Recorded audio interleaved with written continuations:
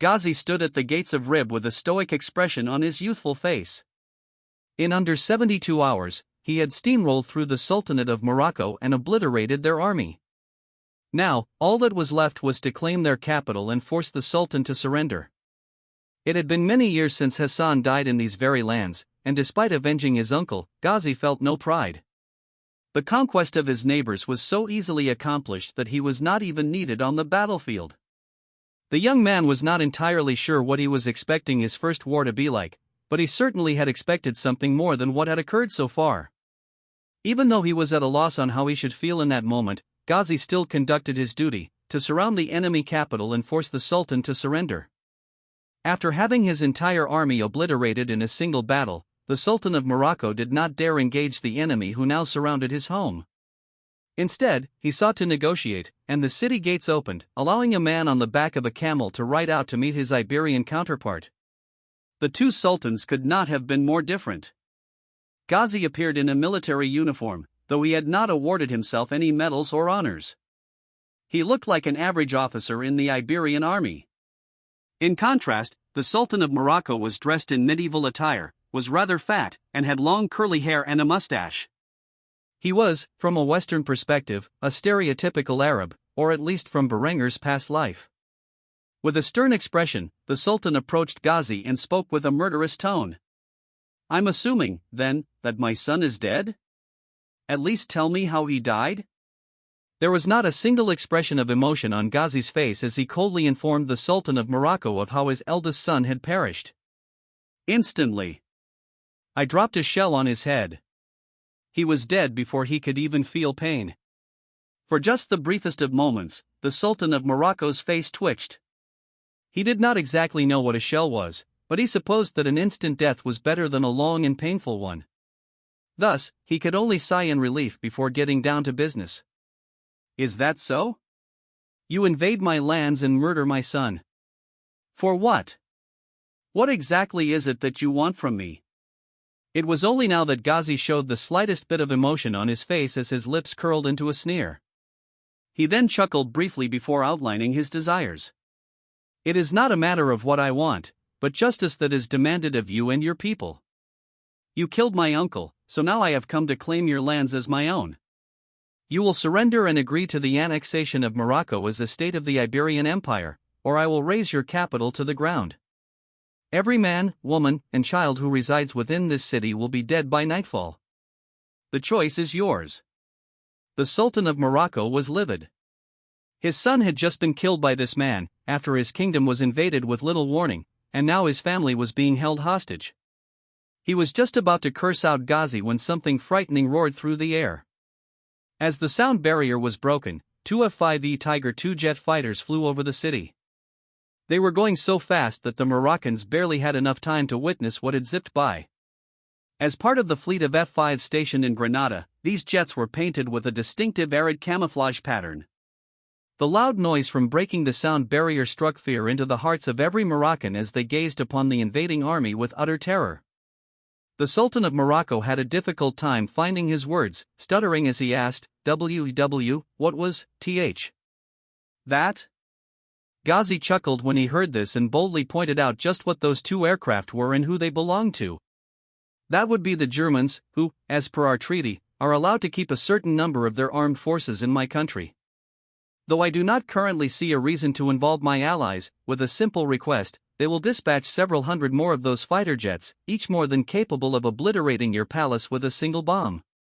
Knowing this, will you still refuse my demands?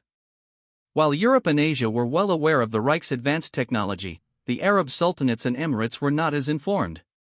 They didn't even know the Germans could fly, let alone break the sound barrier, a concept foreign to them. Suddenly seeing two aircraft zip through the sky, leaving behind a thunderous roar that rivaled artillery, it was as if the gods had descended upon the earth. Naturally, the Sultan of Morocco could no longer hope to stall long enough to involve the other Arab states, as he had initially planned. Realizing the war was lost from the moment the Iberians declared it, he fell to his knees, sobbing as he accepted Ghazi's terms. As the Sultan of Morocco, I hereby accept your terms. With this, the Iberian Empire fully annexed the Sultanate of Morocco. Now that his enemies had surrendered to all his terms, Ghazi felt like sitting upon the Moroccan throne and swiftly gave his demands. Good. As my newest subject, you will lead me to your palace. I want to make myself comfortable before returning to Granada. The former Sultan of Morocco had to bite back the insults he longed to say as he obeyed the conqueror's commands, and thus he clenched his teeth when he spoke. As you wish, your majesty. After saying this, Ghazi was led into the palace, protected by his soldiers. The former Sultan of Morocco's family came to greet the man, curious about how the negotiations had gone. One look at his expression and the modern troops marching beside him was enough to know that all was lost.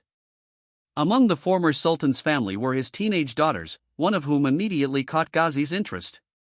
She was roughly the age of his sister and was a beauty in her own right. Though her body was not as voluptuous as Zara's, she was still very well endowed. However, what immediately caught Ghazi's attention was not her pretty face, hidden behind a veil, or her substantial assets, but her emerald eyes, which shone in the sunlight. Ghazi was so stunned that he stood in silence for some time as he followed the former Sultan of Morocco around his palace, with the alluring daughter just steps behind. Eventually, Ghazi was led to the great hall, where he mindlessly sat upon the throne and stared at the beautiful young woman before him. Without thinking, a single question escaped his lips, one that would change his life forever. You there. What is your name? Ghazi sat on the Moroccan throne, gazing upon a woman who had stolen both his breath and heart. It had only been minutes since the Sultan of Morocco surrendered to the Iberian Empire, and the entire palace was not yet aware of the situation. However, judging by her father's behavior, the girl was smart enough to surmise that the man had surrendered, and that her homeland was now annexed by her northern neighbor. As a result, she made a conscious decision to get on the good side of her new liege, who was clearly smitten with her. The beautiful Arab woman bowed so low that her face almost touched the ground as she introduced herself to the man who now ruled her father's kingdom. My name is Amara al-Haq.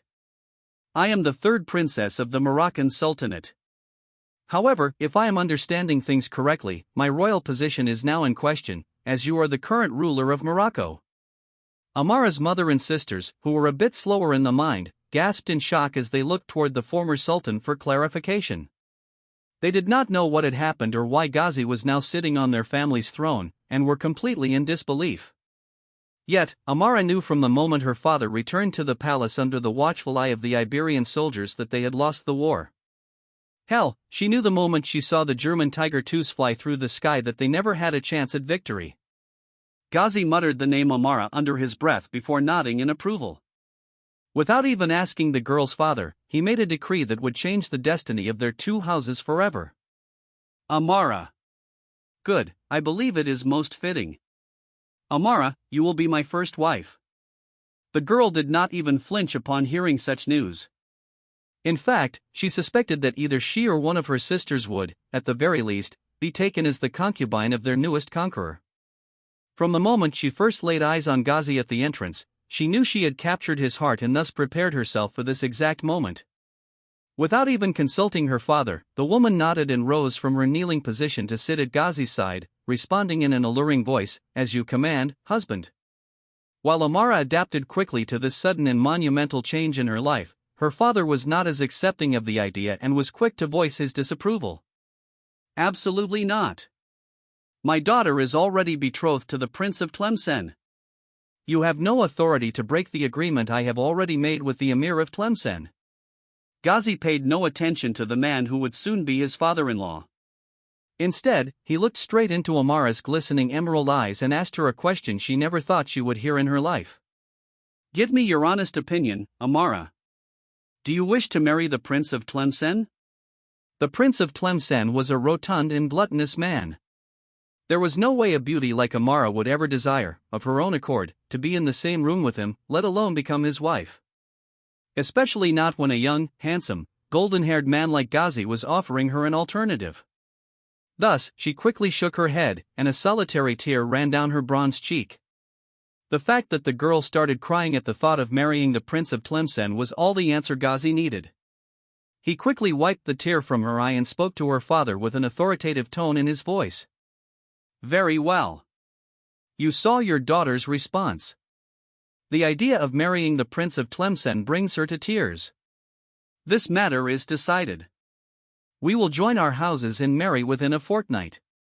Amara had been sizing up Ghazi since the moment he stepped into her father's palace. Though she knew he was captivated by her beauty, he stood firm and rejected anything that got in his way. She found the confidence Ghazi displayed to be quite attractive and decided she would not reject his proposal. Her father, however, was quick to disagree. You cannot marry my daughter. Tlemcen has already paid the bride price for her hand in marriage, and I have spent it on my army, which you just destroyed. They will need to be compensated, or there will be war. The notion of war startled Amara, who believed she was not the slightest bit worthy of such a grim price. She quickly looked over at Ghazi to see if he was moved in the slightest. However, there was no sign of distress on his handsome face. Instead, he wore a confident smirk while he slicked his golden hair back, before scoffing at the very notion. Then let there be war. If Tlemcen has the nerve to declare war on me, I will march my army into their lands and annex their emirate as well. When I do, I will take a daughter of the emir as my second wife. Let us see if they can pose a greater challenge than your pathetic army. At this point, the former Sultan of Morocco felt compelled to vomit blood. He could not believe that this boy would treat war as if it were some trivial matter. But then again, the weapons Ghazi's army wielded had proven to be powerful, and it was entirely possible that they would not suffer a single casualty if they fought against the entire Arab world alone. Thus, he decided to stop protesting and agreed to Ghazi's demands, albeit with clenched teeth. Very well, if that is what you wish, then I will prepare the wedding ceremony to take place within a fortnight, as you have requested. Is there anything else I can provide you during your stay? Ghazi thought for only a moment about what he would need before giving an order to the former Sultan as if he were a mere servant. I require a room for myself and quarters for my men. We will be living in Morocco for at least a fortnight, and I expect no treachery on your part, or I will have this city bombed into oblivion. The very threat of having his capital razed to the ground was what caused the former Sultan to surrender in the first place. He would not dare make a move against Ghazi, knowing now what kind of power the boy's allies possessed. For fuck's sake, the Germans were capable of flying through the sky at breakneck speeds. The level of technology their military possessed was simply beyond the Moroccan people's imagination. Meanwhile, in Germany, a report was given to the Kaiser about his son's victory. Not even 72 hours had passed, and Ghazi had already annexed Morocco. This was not the least bit surprising to the Kaiser, as he had spent years selling weapons to the Iberian army and training them to wield the arms efficiently. The only thing preventing them from taking control of the entire nation in under 24 hours was a desperate lack of mechanization. What was surprising, however, was that Ghazi had announced his wedding in the report and sent out invitations to his entire family. Apparently, the boy had become quite smitten with the Sultan of Morocco's daughter and had decided on the spot to marry her. Berengar simply chuckled when he saw this, voicing his thoughts aloud. To the victor go the spoils. That is what I always say. Isn't that right, honey? As he spoke, Berengar handed the report to his wife Yasmin, who was by his side, anxiously awaiting news of her son's survival in the war. When she saw that her son had indeed emerged victorious and taken a bride through conquest, she frowned and voiced her thoughts. At least you didn't take any of your women through conquest. You won all of our hearts on your own. Shame on that boy for using force to acquire a bride. When we go to the wedding, I will be sure to give him an earful. That is not how I raised him. Berengar chuckled at this before grabbing a handful of his wife's plump bottom. Yasmin was 43 years old, yet her body was as perfect as ever. Her face had aged only slightly, making her appear to be in her mid-30s. When the mature beauty felt her rear get grabbed by her husband, she passively allowed him to enjoy himself, waiting for his words, which came immediately after. No, but that's exactly how I raised him. Might is right, and if my son has the power to take a bunch of Arab and Berber princesses as his brides by force, then he might as well do so. I, for one, look forward to seeing just how beautiful this Princess Amara al-Haq is. Because no matter how pretty she might be, she's got nothing on my Yasmin. Yasmin couldn't stay mad at her husband when he spoke so sweetly, and she responded to his honeyed words with a passionate kiss on the lips, which eventually led to a more intimate encounter. A 20-year-old girl sat aboard a small fishing vessel as it sailed across the North Sea toward the German port city of Hamburg. She had long, wavy, platinum hair and ice-blue eyes. Her skin was as white as snow, and her body was exceptionally curvy, much like her mother's. Although the men on the fishing ship ogled the beautiful young woman, they did not dare approach her, let alone lay a hand on her. They had witnessed what she had done to the first man who tried to force himself on the foreign beauty and knew better than to make the same mistake. Siv did not acknowledge the fisherman. Instead, she gazed off into the distance, toward the city lights that lit up the night sky. Finally, after all these years, she would visit her father's land. Eventually, the ship docked, and Siv disembarked, entering the large port city. Normally, visitors to the Reich would have to go through customs, but since Siv had smuggled herself into the country via the fishing ship, this was not a problem for her. The city of Hamburg immediately captured Siv's interest as she walked through the streets. Born and raised in an isolated medieval world, Siv had only heard stories about the Reich from her stepfather, who claimed to be its Kaiser. However, she never truly believed half of the tall tales he told until this moment. The city's lights, the vehicles in the streets, and the trains that carried freight and people across the Reich, all of these things were now real to her, and the experience was overwhelming. The transition from a medieval kingdom to a modern world was something Siv had not prepared for when she first embarked on this journey. And thus, she mindlessly walked through the streets, not knowing the slightest rules about traffic. As the half-Valkyrie beauty wandered aimlessly through the city, a large truck nearly ran her over. If not for a nearby Good Samaritan who grabbed her arm and dragged her onto the sidewalk, she would have been as good as dead. While Siv was still recovering from her shock and disbelief, she heard a feminine voice call out to her. "Are you crazy or just suicidal? Why would you walk in the middle of the street like that? You're just asking to get run over." Siv had a hard time understanding the words the woman spoke, as her only encounter with the German language came from the Austro-Bavarian dialect, which Berenger had taught her. After processing the words for some time in her mind, she finally responded to the woman who had saved her life. "I'm sorry. I'm looking for the Kaiser's palace." The woman looked at Siv as if she were an idiot. The platinum-haired beauty might very well be the most pretty woman her savior had ever laid eyes upon, but she clearly wasn't right in the brain if she was looking for the Kaiser's palace in Hamburg. What truly baffled the woman was how Siv did not know that the Kaiser lived in Austria, especially with her accent from the region. Even though the Good Samaritan had these questions in her mind, she still decided to help Siv find her way. "The Kaiser lives in Austria. You won't find him here in Hamburg. And even if you were in Austria, he doesn't just let anyone enter his home. Honestly, you should know this."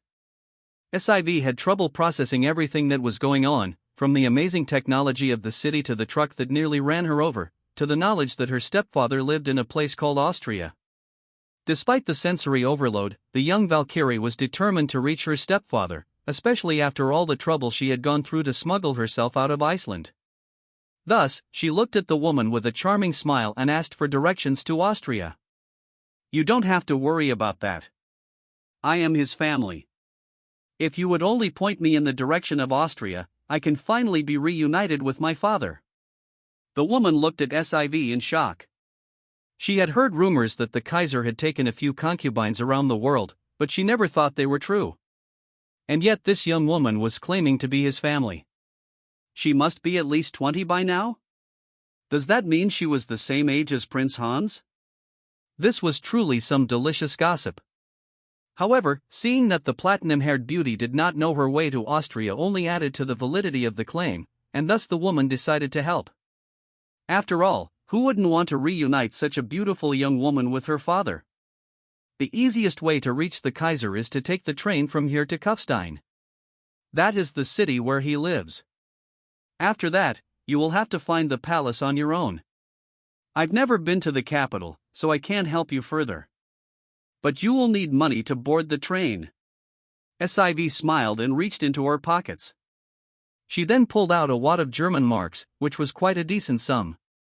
This was far more than what a foreign visitor should have upon first entering the country, and it only increased the curiosity of the Good Samaritan. Naturally, SIV did not know the value of the currency in her hands and quickly asked if it was enough to allow her to board the train to Kufstein. "Oh, I do? Is this enough to get me to Kufstein?" The Good Samaritan was surprised to see so much money in the foreigner's hands. She did not know where the girl had obtained so many marks, nor did she intend to ask. In reality, SIV had roughed up the fishermen on the ship she had stowed away on, taking their hard-earned cash after one of their crew members tried to assault her. SIV may be a woman, but she is half Valkyrie, which means she is stronger than any mortal man, with one exception. After confirming that the money was indeed enough to buy her a ticket to Kufstein, SIV found her way to the train station, guided by the woman's directions, where she purchased a spot on the high-speed train that carried the fatherland's citizens around its territory. Within a few hours, the young girl stepped into Kufstein station, once more finding herself lost. However, she located a police officer and inquired about the location of the Kaiser's palace.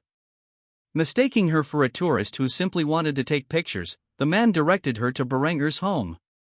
Inside the Kaiser's palace, Berenger and Yasmin were in the midst of an intimate moment, until a knock resounded on the door. Berenger was clearly perturbed by the interruption of his nightly activities and immediately barked commands at whoever was disturbing him. "Go away!" Despite his command, a timid voice responded with some news, which surprised not only the Kaiser but his Moorish wife as well. "Sir, it is urgent. There is a situation at the front gates. A young woman claims to be your daughter. She won't leave and is currently resisting arrest." Yasmin looked up at her husband with a curious gaze as he was in the middle of thrusting. She smirked lightly before chastising him for his lecherous nature. "Your daughter? Just how many bastards do you have, husband?" Berenger was just as confused as Yasmin and quickly barked another command at the servant. "My daughter? You say she's a young woman? That's impossible. I don't have any bastards at that age. Tell the men to arrest this pretender." A sigh escaped from the other side of the door, and the voice responded once more, albeit in a dejected tone. "Your Majesty, she says she is from Iceland, and that her name is Sid. She is quite adamant about you being her father. Are you sure that name doesn't ring a bell?" The moment Berenger heard the girl's name, he quickly began to dress himself in a panicked state, which immediately caught his wife's attention. "Wait, did you say the woman's name is Siv? Tell the guards to stand down and let her in. She is my daughter." Yasmin was displeased that her husband had stopped, but she was more concerned about who this daughter was and quickly asked about it. "You have a daughter named Siv? And she's a young woman? I don't understand. Who is she?" Berenger scoffed as he corrected Yasmin while pulling on his pants. "She is my stepdaughter. Her mother is the reason I go to Iceland once a month, but I have no idea how or why she is in Kufstein. I have to investigate this. Sorry, Yas, we'll continue this some other time." After saying this, Berenger sprinted out the door to go greet his stepdaughter, who had come a long way to visit him. Meanwhile, Yasmin was left to finish on her own. Berenger appeared at the entrance of his palace dressed in nothing but a pair of shorts and a silk robe. It was late at night when Siv showed up at his doorstep, and he was in the middle of being intimate with one of his wives. However, if Siv had come all this way from Iceland, it must have been for something important. Thus, the moment he laid eyes on the platinum-haired beauty, he hugged her tightly and asked the questions that plagued his mind. "What's wrong? Is your mother all right? What happened? Why are you here in Kufstein?" Siv was relieved to see that her father was worried about her and her mother. She smiled as she pulled herself out of his embrace. "I'm fine, and mother is fine. I just wanted to see the Reich. You always said you would bring me away from that boring village, but you've yet to fulfill your promise." This answer baffled Berenger, who looked at his stepdaughter as if the young woman had truly gone mad. He questioned her sanity on the spot. "Does your mother know that you are here?" "No, I doubt she does." "Don't tell me you ran away from home?" Despite the gravity of the situation, Siv only smiled and confirmed that she had indeed run away from home. "Of course. I can't be stuck in that place my entire life. Mother just doesn't understand." After what you told me about this place, I needed to see it for myself. And boy, did you not let me down. The things I have seen on my journey through the Reich are just astonishing, more than that old battleship you once housed me on. Berenger could hardly believe what he was hearing. When Brynhilde finally found out that her daughter had run away from home for a second time, this time to be with her stepfather, he knew he was not going to get off easy. Just as he was about to scold the girl for her reckless behavior, Yasmin descended the stairs, dressed in a Tyrian purple silk robe. She looked at the platinum-haired beauty, then at her husband, and interrogated him, "Is this the girl?" Berenger forced a smile when he saw Yasmin had followed him to the palace entryway, responding hastily, perhaps fearful that his wife would be upset. "Yes, this is Siv. You could say she is my stepdaughter. Though the marriage between myself and her mother isn't recognized by the Reich, it has been recognized among her people. It is more of a spiritual marriage than a legal one." Instead of acting angry or distant, Yasmin walked down the stairs and approached Siv with a warm smile. She then took the few bags Siv had brought and began escorting her through the palace. "We're glad to have you here, Siv. Let me help you take these to your room. I'm sure you're exhausted after such a long journey." Siv, not accustomed to receiving help from others, as the village she grew up in valued self-sufficiency, was happy to let Yasmin take her bags to her quarters. Berenger watched the two curvy women climb the stairs, then realized he would not be able to get a full release that night due to the interruption. However, he had more pressing matters to attend to and quickly approached his office, shutting the door behind him. After a brief moment of hesitation, Berenger picked up the phone and dialed the general tasked with protecting Iceland. The phone rang for several seconds before the line connected, and a gruff, weary voice resounded on the other end. "What is it? Do you have any idea what time it is? Why the hell are you calling me at this ungodly hour?" Berenger's face grew cold as he responded with an authoritative tone. "That's funny, General. I thought it was your esteemed honor to answer my calls at any time of the day."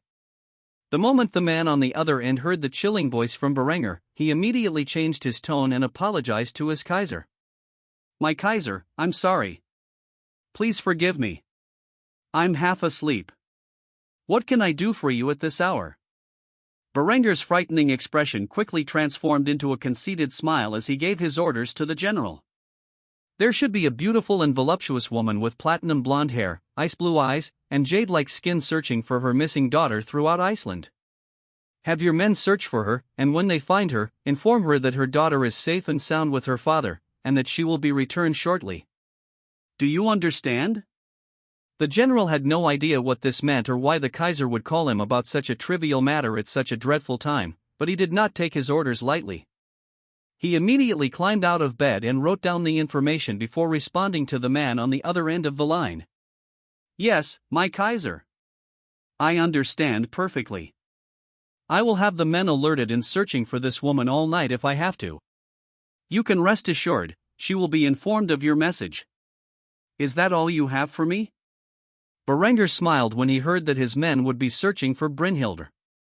He nodded, even though he knew his general could not see him, and responded in a calm tone. "Of course. Have a good rest of your night, General. Oh, and one last thing, should any man attempt to lay hands on this woman, he will lose his head. Understood?" A cold shiver went down the general's spine as he immediately realized that this woman was most likely one of the Kaiser's concubines, and the child he referred to was probably a prince or princess of the Reich.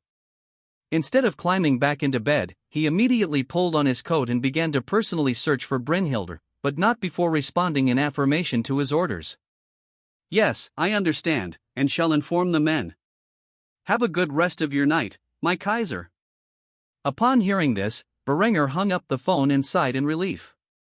Hopefully, Brynhilde would not be too displeased when she learned that her daughter was safe and sound. Now, all that was left was to convince the girl to go back home. However, after seeing the excitement in Siv's eyes, Berenger felt as if this would be a very difficult task to achieve. Regardless, it was too late to worry about such trivial matters, and he hoped to resolve these issues in the morning. All that was left to do was to find Yasmin and continue to enjoy the night together. The following morning was a bit awkward at breakfast. A new girl sat at the table, happily munching on her food as if it were the tastiest she had ever eaten. Aside from Berenger and Yasmin, nobody knew who she was. Given her beauty, it was likely she was another one of Berenger's flings. As a result, several of the Kaiser's wives gave him stern stares as they watched him smile at the sight of his stepdaughter devouring her food. "How is everything, SIV? Is it to your liking?" SIV seemed either oblivious to the tense atmosphere or simply didn't care, as she munched on a sausage with a wide smile. "It's amazing, father, thank you very much. I've never tasted anything so good before." Berenger immediately feigned modesty and responded to his stepdaughter's words with a warm tone. However, her calling him father did not go unnoticed by the others at the table. "Oh, come off it, SIV. Your mother's cooking is very good. I quite enjoy the reindeer sausage she makes. In fact, I look forward to it every month I visit Iceland." The moment Berenger mentioned Iceland, a sudden understanding washed over the room. However, this only raised more questions. While Berenger had told his wives he had another lover in Iceland, he had never mentioned that she had a teenage daughter. Thus, they were quite confused about why a fully grown woman was calling their husband father. However, not one of them dared to ask, as Berenger had not explained the situation until now, and they felt it was not their place to pry into his personal matters while he was abroad. Still, this girl had come to their home, and they felt they deserved an answer. Luckily for Linda, Adela, and Honoria, Henrietta finally asked the question on everyone's mind. "Big brother, she calls you father, but as far as I know, you only visited Iceland a few years ago. How is it possible that this woman is your daughter? Isn't she too old?" Berenger responded to his little sister's question with a wide smile, happily explaining the situation that all his wives were too fearful to ask. "Oh, it's very simple. Sivi is my stepdaughter, we are not related by blood. Her mother is one of my women, and because Siv never knew her biological father well, she has taken quite a liking to me. And yes, boys, that means if you win her heart, you can marry her." Siv nearly choked on her breakfast sausage when she heard her father say these words. However, immediately after recovering, she noticed that several of Berenger's sons were looking at her in ways she was not accustomed to. After all, she was a foreign beauty, and quite exotic at that. Few human beings possessed her features, and that was because she was half Valkyrie. In the eyes of several of Berenger's sons, including Lucas, she was the most beautiful thing they had ever seen, and that included their mothers and sisters, who were all top-tier beauties in their own right. If there was anyone at the table who was not happy with Siv's appearance in the house, it was Berenger's many daughters. All of them competed regularly with one another for their father's affection, and now they had another contender to deal with. One who could win their father's love in ways they could not, by virtue of not being related by blood. Perhaps the most displeased of all was Zara, who had always been known throughout the house as Berenger's favorite daughter. Not only was she still being punished for sneaking into the man's war room and commandeering his satellites, but now her beloved father was paying more attention to another girl who claimed to be one of his daughters.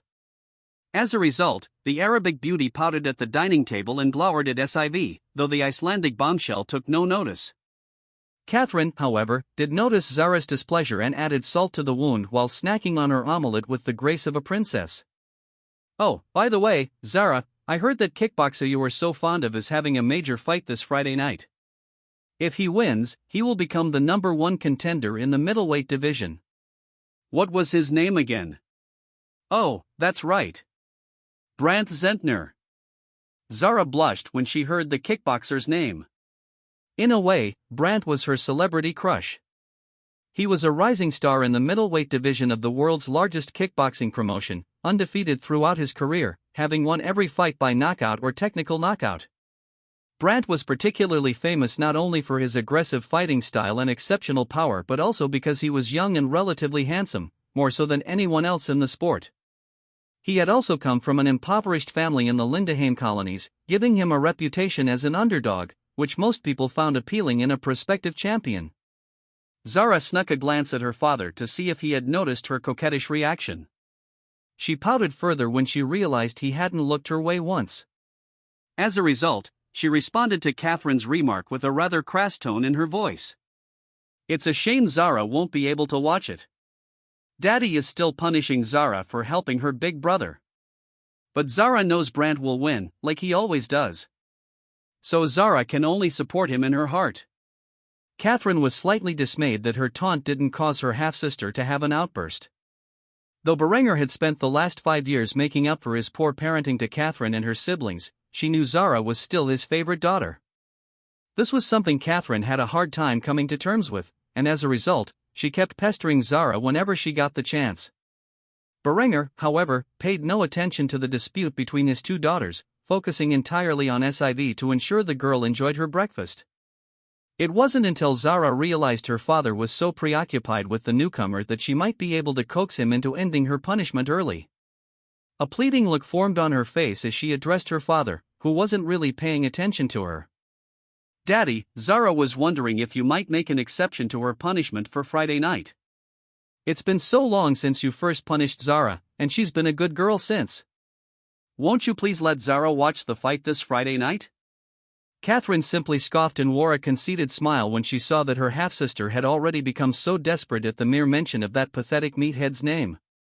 She was just about to mock the girl when Berenger responded, "Sure, Zara, go ahead. Anyway, Siv, how was your journey to the Reich? You didn't encounter any trouble on the way here, did you?" While Siv was explaining the difficulty she had endured when she decided to stow away on a German fishing boat, Catherine was gawking like an idiot. She could not believe that Zara had managed to manipulate their father so crudely. The girl was just about to speak up and protest when Zara stuck out her tongue and held up her left hand with a victory sign. This infuriated Catherine to no end. She had accidentally helped Zara get out of her punishment. Even if she did want to protest now, it would do no good. Her father was too busy paying attention to the newcomer. Thus, she could only sit in silence while the rest of her siblings chatted among themselves in their own cliques. The Emir of Tlemcen sat on his throne as his messenger reported the news. The Sultanate of Morocco had fallen to the Iberian Empire's conquest, rendering any previous treaties and agreements between their two realms null and void. This included the betrothal between the beautiful Princess Amara al-Haq and his own son. While the Emir was a wise man who had anticipated changing times 2 decades ago, his son was a gluttonous and lustful man who cared little about the balance of power. Worse yet, many in the Emir's court sought to remove him and place his son on the throne as a puppet. Telling his son that one of the women he had been eyeing for years was no longer going to marry him would only cause a tantrum of epic proportions. Still, there was little that could be done. The Sultanate of Morocco was conquered, and to the victor went the spoils. The bride price had already been paid, and despite the betrothal being broken, there were no signs of Iberia repaying Tlemcen for the voided contract. Just as the Emir was considering how best to approach this dilemma, his son, rotund and lecherous, entered the room with a furious expression. "Father, I just heard from Nasir that the Iberians have conquered Morocco and taken my fiancée hostage. What are you going to do about this outrage?" The Emir did not immediately respond to his son's outburst. He knew that, due to Iberia's close ties to the Reich, they would not be an enemy easily defeated. The proof of this was evident in the fact that the Sultanate of Morocco, a much larger and more powerful state than the Emirate of Tlemcen, had fallen within 3 days to the Iberian army. The man's silence only further enraged his son, who was quick to voice his outrage once more. "Father, what are you going to do about this insult? I won't let it stand." With a heavy sigh, the Emir gazed upon his son and shook his head before voicing his decision. "We have been invited to the wedding between Sultan Ghazi al-Fadl and his new bride, Princess Amara al-Haq. I suppose all that can be done now is to attend the ceremony and convince the new sultan to repay the dowry which the previous sultan of Morocco took from me." This was not the answer the crown prince was looking for, and he was quick to respond with anger. Approaching his father, he grabbed hold of the man's robes with a furious expression on his chubby face. "Unacceptable. There is no woman in all of Africa as beautiful and fair as Amara. She will be my bride. Who does this filthy half-breed think he is, stealing my woman from me? I shall have his head." Despite the urge to strike his son for his insolence, the Emir restrained himself, knowing that if he angered the young man too much, he would turn to more sinister factions in the royal court. If that were to happen, it would not be long before the Emir lost his own head, and at the hands of his eldest son, no less. Thus, after taking a deep breath to calm his nerves, the Emir gave his eldest son a stern look and reaffirmed his decision. "We will attend the wedding, and you will be on your best behavior. I do not want you causing trouble for the Iberian Sultan or his new bride. The betrothal has been broken, and it is out of our hands now. All we can do is pay our respects and ask for the return of the dowry we have paid. That is my final decision. I will not hear another word about this." The fat young man was furious that his father was not willing to go to war for the sake of the woman who should be his bride. He immediately let go of the man's robes before storming out of the room. The Emir could only sigh in silence, reflecting on his failure as a father. While the Arabic world was preparing to visit Rabat for the wedding between Ghazi and his new bride, the man in question sat upon the Moroccan throne with a chalice in one hand, filled with distilled spirits imported from the Reich. The boy, like his siblings, was raised as both a Muslim and a Christian, yet he believed in neither faith wholeheartedly. Still, for the sake of appeasing his people, he openly practiced Islam, even if he was a secular man. Even then, he did not allow Islamic traditions to prevent him from drinking alcohol or eating pork. Bacon was delicious, and he would not allow a religion to prohibit him from such a delicacy. Naturally, the fact that he was openly drinking alcohol in front of the Moroccan nobility was something he knew would displease many of his new devout subjects. Yet, he did not care in the slightest. Instead, he was more interested in the upcoming wedding ceremony, which would take place in only a few days. He had invited his entire family to the occasion, as well as many of the rulers of European kingdoms aligned with the Reich. He had also sent out invitations to every major Muslim ruler, all of whom were already on their way to Morocco. While Ghazi half-heartedly listened to one of his subjects announce the costs of the ceremony, a sudden disturbance occurred. The great hall of the Moroccan palace immediately became more lively as a loud, masculine voice echoed across its halls. "Where is my son? Where is Ghazi?" At this moment, Ghazi realized that his father had arrived, meaning the rest of his family was with him. He quickly got up from his seat and rushed out to meet his loved ones, much to the dismay of his subject, who was still listing off the expenses. Ghazi immediately saw his father, mother, and full-blooded siblings standing in the middle of the great hall with proud expressions on their faces. Yasmin immediately hugged her eldest son, while Zara teased her big brother about his upcoming nuptials. Big brother is really amazing. He is finally getting married to a woman, and all he had to do was conquer her home and take her hostage to get her to agree. Truly, even Daddy's legendary skills with the ladies do not compare to yours, O great Sultan of Iberia. The sarcasm practically dripping from Zara's delicate mouth did not go unnoticed by her elder brother. If they weren't siblings, Ghazi would have demanded some respect from the young woman. But he could never stay mad at Zara. As for Berenger, he was quick to lecture his daughter for her blatant disrespect. "Zara, watch your tongue. Need I remind you that you are still being punished for watching that kickboxing fight, even though I explicitly forbade you from doing so?" Naturally, Zara pouted when she heard this, causing her to argue with her father about the cruelty of her punishment. But Daddy promised Zara she could watch the fight at breakfast. Daddy is being unfair. Berenger did not remember giving permission to his daughter to escape her punishment, and unfortunately for her, none of her siblings were willing to come to her defense. Her sisters were envious of the attention their father gave her, while her brothers knew better than to meddle in the affairs of their sisters. If they were to speak up on Zara's behalf, they would invoke the ire of their other sisters. Thus, it came down to Zara's word alone, something Berenger was not inclined to believe. After all, she had a history of being untrustworthy when it came to escaping punishments. Despite this, Zara managed to watch the fight, in which her favorite fighter won decisively and became the #1 contender in the world. However, it came at the cost of an additional month added to her 3-month sentence. Ghazi was entirely unaware of all of this and quickly asked why his beloved little sister was being punished. What did Zara do exactly?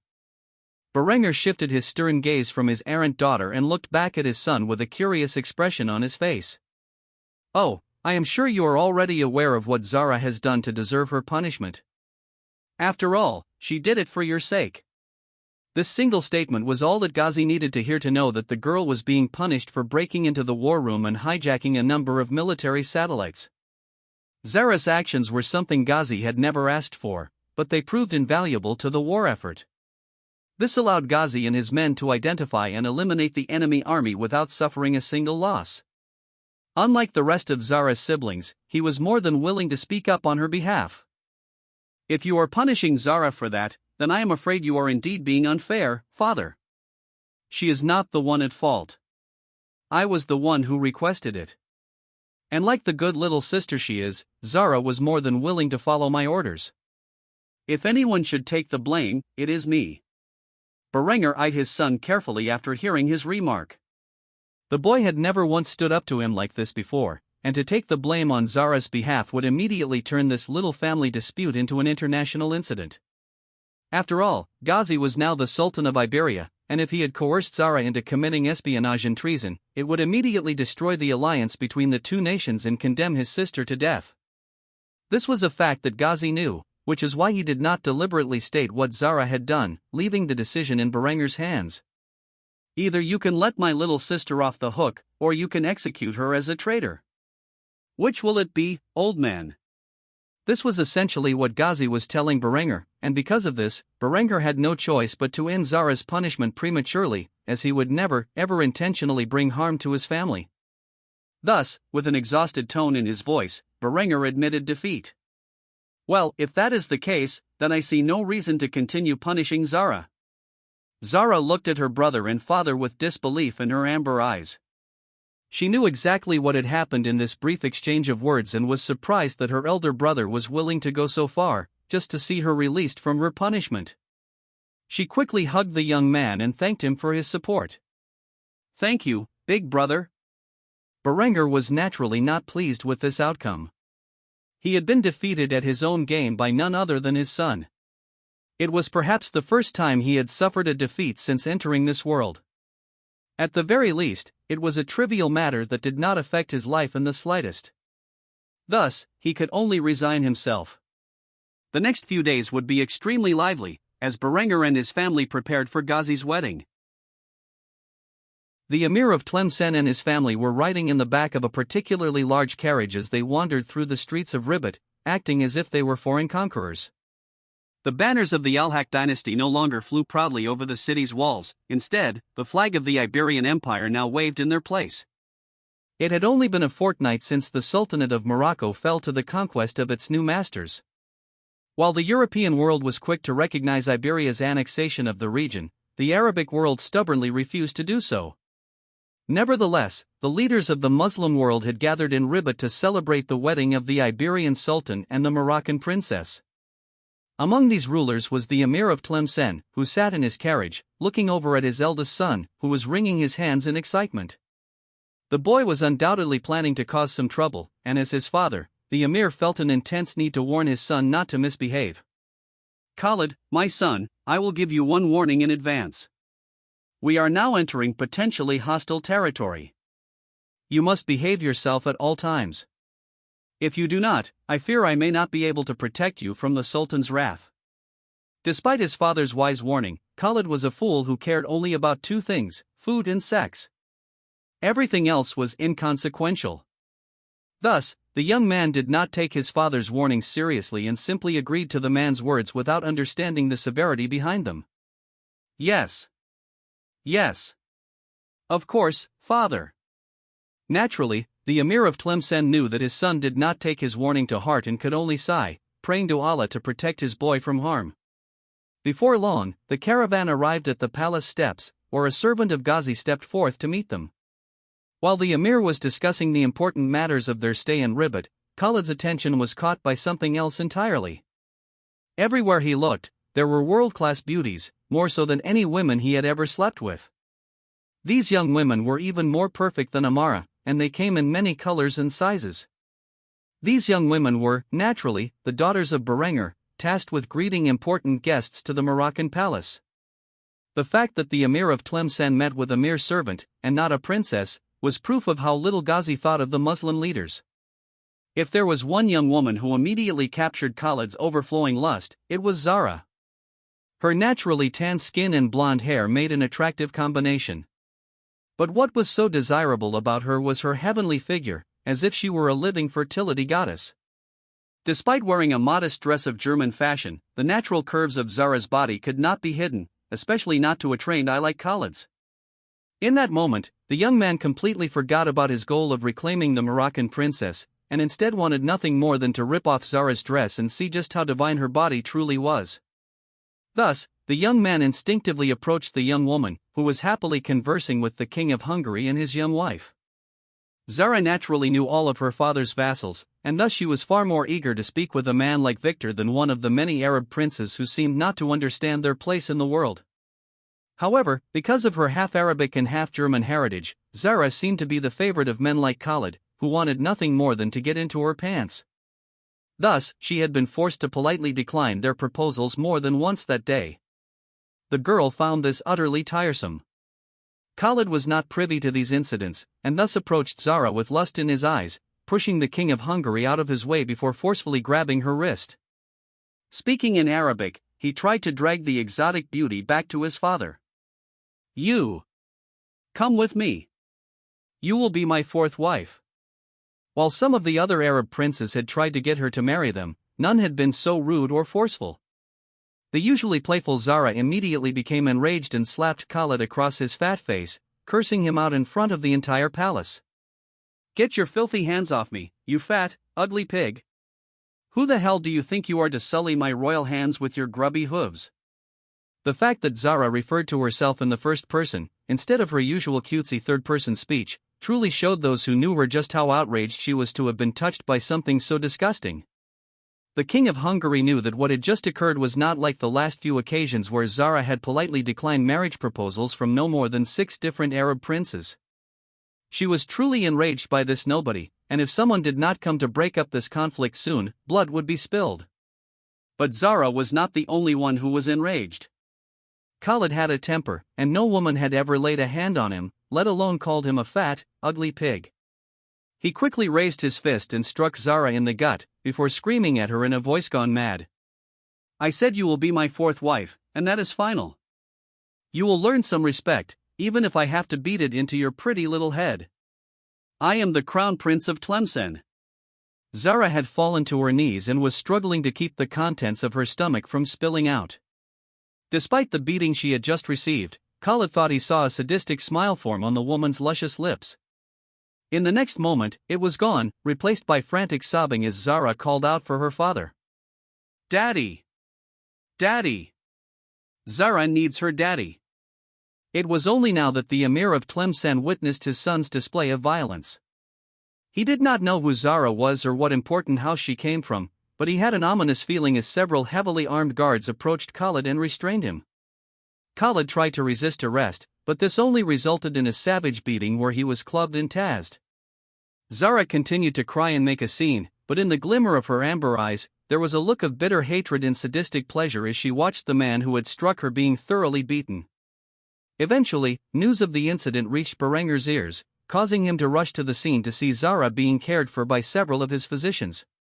Despite the fact that she was in good hands, Berenger immediately approached his daughter to see if she was all right. "Zara, my baby girl, are you okay?" Zara winced in pain and bit her lip, causing blood to spill out, in a deliberate act to milk this incident for all it was worth. She sniffled, crocodile tears glistening in her amber eyes, as she latched onto her father's chest and cried into his tunic. "Oh, Daddy! It was horrible. That fat, disgusting pig tried to abduct Zara and force her to be his wife. When Zara tried to break free, he punched her in the tummy. Daddy, please give Zara justice." Berenger did not know what part of this story outraged him the most, that his daughter had been assaulted, or that this fat, disgusting sack of shit had tried to abduct her. He did not even need to hear a second account before immediately walking over to Khalid and stomping on the man's fat face. The look of rage in Berenger's eyes was one that even those most familiar with him had never seen before. He continued to stomp on Khalid's face before placing his knee on the man's fat belly. There, he proceeded to beat the man with punches, elbows, and headbutts. Zara watched her father's assault on the man who had harmed her with sadistic pleasure in her amber eyes. However, even she did not realize the lengths her father would go to avenge her as he continued to scream at the fat fuck whose face he pummeled. "You dare lay your hands on my daughter? You fat sack of shit! I will kill your entire fucking family. By now, Berenger's knuckles were bloodied to the bone, as he continued to beat Khalid's face in, even though it was completely unrecognizable. He continued to punch and elbow the man's skull with increased intensity, as if no matter how many times he struck the man, it would never be enough. Though Khalid's father attempted to get past the Liebgard and rescue his son, it was no use. He was forced to watch as Berenger mercilessly beat his son to death. That was until Berenger finally grabbed Khalid's fat head and dug his thumbs into the man's eyes, causing his brain to hemorrhage. As the Crown Prince of Tlemcen passed away on the spot, Berenger condemned his soul to eternal damnation. You fucking bastard! For laying your hands on my daughter, I will have your soul burned for eternity. After brutally killing the man in front of an entire crowd, Berenger stood up and grabbed a handkerchief from one of his Liebgard, who was standing by to support, before wiping the blood from his hands and face. Only after he was clean did he spit upon the corpse of the fat Arab prince. Zara gazed at her father with disbelief in her amber eyes. She did not expect Berenger to so brutally kill the fat prince in front of so many people.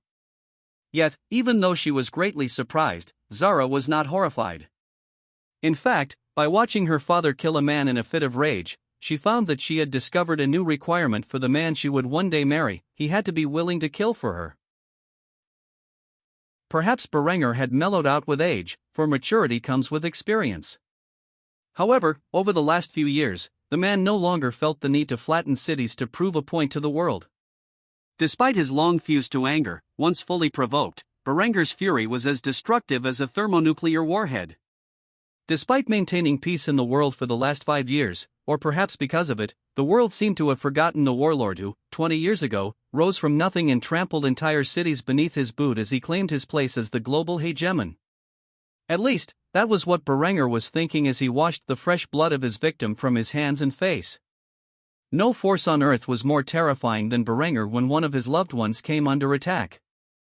Thus, after wiping the filth from his body that belonged to the Crown Prince of Tlemcen, Berenger gave an order that shocked the world's many rulers: find out which nation this fat sack of shit belonged to and execute his entire family.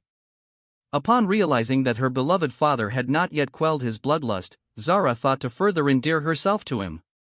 She milked her injury while informing him of the information he desired.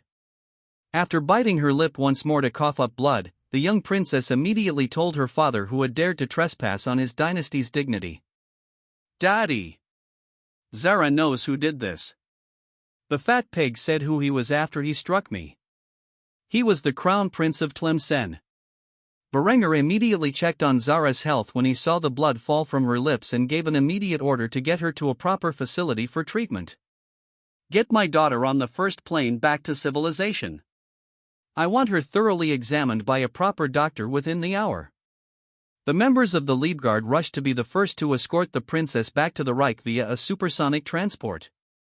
After all, it was their responsibility to look after the royal family, and they had allowed the Kaiser's most beloved daughter to sustain such an injury. In an attempt to save their own necks, several men retrieved a wheelchair and immediately wheeled the young woman off to the transport. As for the rest of Berenger's elite bodyguard, they were given an order that shocked the rest of the world's leaders: arrest the royal family of Tlemcen and have them shot in the public square. This was truly something unthinkable. Berenger was now acting as if he was the ruler of the world and was not respecting the rights of other monarchs, especially considering that the Emir of Tlemcen was not a subordinate state to the Reich. To the many rulers who still considered themselves sovereign, this was outrageous, and a riot was about to break out as they screamed obscenities at the Kaiser. Who do you think you are to condemn the Emir of Tlemcen and his family to death? You think you have the right to kill a foreign monarch? Under what grounds? Shouting ensued, and many of the guests from the Arab world began throwing things at the Liebgard. That is, until the Liebgard racked the charging handles of their short-barreled STG 952s and aimed their red dot sights at the monarchs who dared to resist. The sudden threat of instant death immediately quelled those who were causing trouble. Berenger then stepped forward and introduced himself to the crowd. My name is Kaiser Berenger von Kufstein, and as of this moment, the German Reich is officially at war with the Emirate of Tlemcen. For crimes against my family, I will seize the members of their royal family and have them rightfully executed. Any man who seeks to intervene shall share their fate. After such a bold and chilling threat, no man stepped forward to defend the Emir of Tlemcen and his family, who were quickly rounded up and taken away by the Leibgard. Though the Arab rulers looked at Berenger with complete disdain, they did not say a word in retaliation. Berenger did not hesitate to look after his daughter. He went so far as to join Zara on a supersonic transport, which carried them both back to the Reich. Within the hour, Berenger and his daughter were back in Kufstein, where medical professionals confirmed that she had sustained no real damage. Despite his relief at this much welcome news, Berenger would not let things slide simply because his beloved daughter was unharmed. The fact that a man had dared to touch her without his permission, let alone assault her, meant there was only one fate that awaited his people. Thus, while Zara was enjoying the attention her father was giving her, Berenger gave an order that would condemn the entire nation of Tlemcen to extinction. While the doctors performed a thorough examination of Zara to ensure that nothing was wrong, Berenger found the nearest phone and dialed the headquarters of the Wehrmacht. His voice was completely emotionless as he gave a chilling command. Verification code 12646AK3. I hereby authorize a full-scale launch of our nation's arsenal of intercontinental ballistic missiles. The target is the Emirate of Tlemcen. The verification code that Berenger used was just one step in unleashing the Reich's massive arsenal of conventional intercontinental ballistic missiles, each with the explosive yield of a small tactical nuclear weapon. Over the last 5 years, the Reich had rapidly developed its military capabilities and was now capable of producing thermobaric weapons of immense power. Thus, he decided to launch all 25,000 missiles to annihilate the Emirate of Tlemcen. After Zara had completed her checkup and confirmed that she was in perfect health, she snuck up behind her father and hugged him from behind. However, he did not react as usual. Instead, his gaze was directed outside the window, staring into space. Her father's lack of reaction greatly confused Zara, and she quickly inquired why. "Why is Daddy staring out the window?" A cold response came from her father's lips. "Wait for it."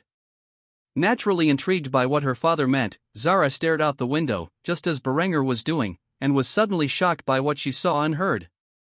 Across the fatherland and its colonies, as well as the world's oceans, intercontinental ballistic missiles were being launched from their silos and submarines, flying into the sky and dashing off toward every inhabited region of Tlemcen. Zara could not even count the number of missiles streaking through the air. To the German people, it was as if the sky had suddenly fallen. Suddenly, 25,000 missiles shot out of the ground and into the sky.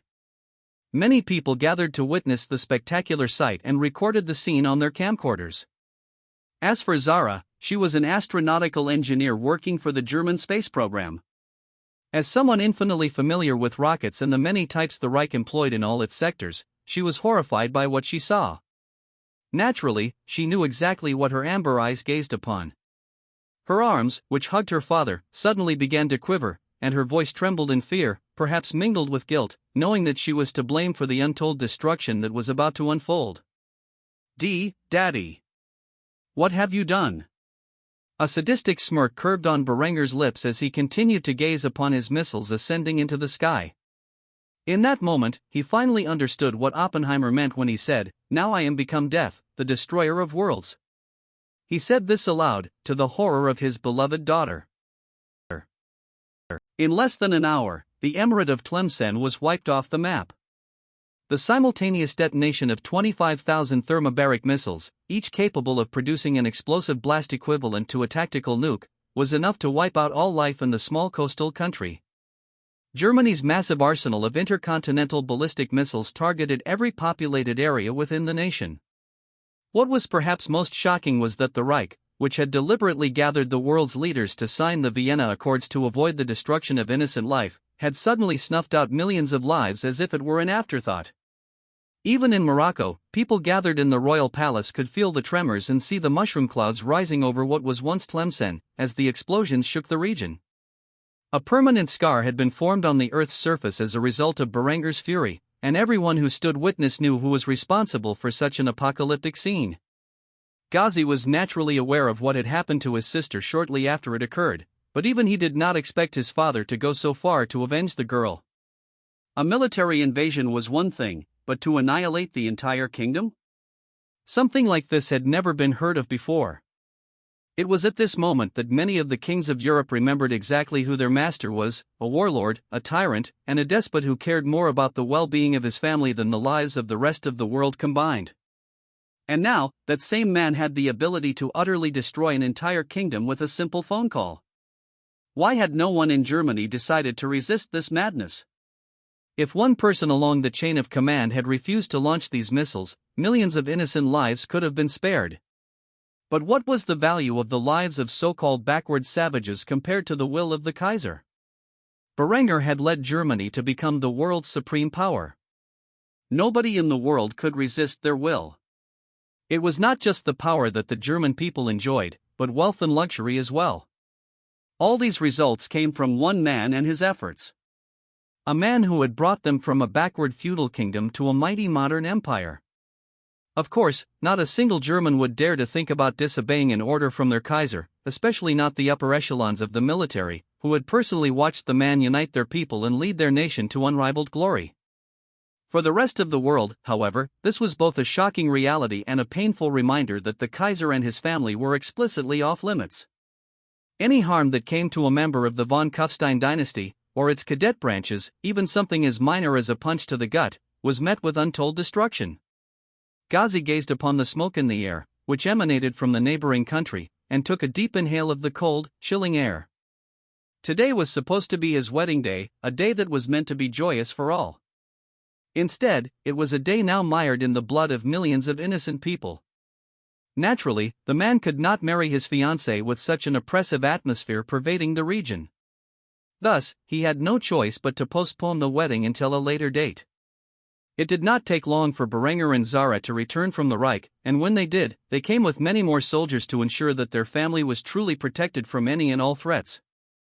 The way the Arab leaders looked at Berenger was no longer filled with disdain. Instead, their eyes were filled with intense fear.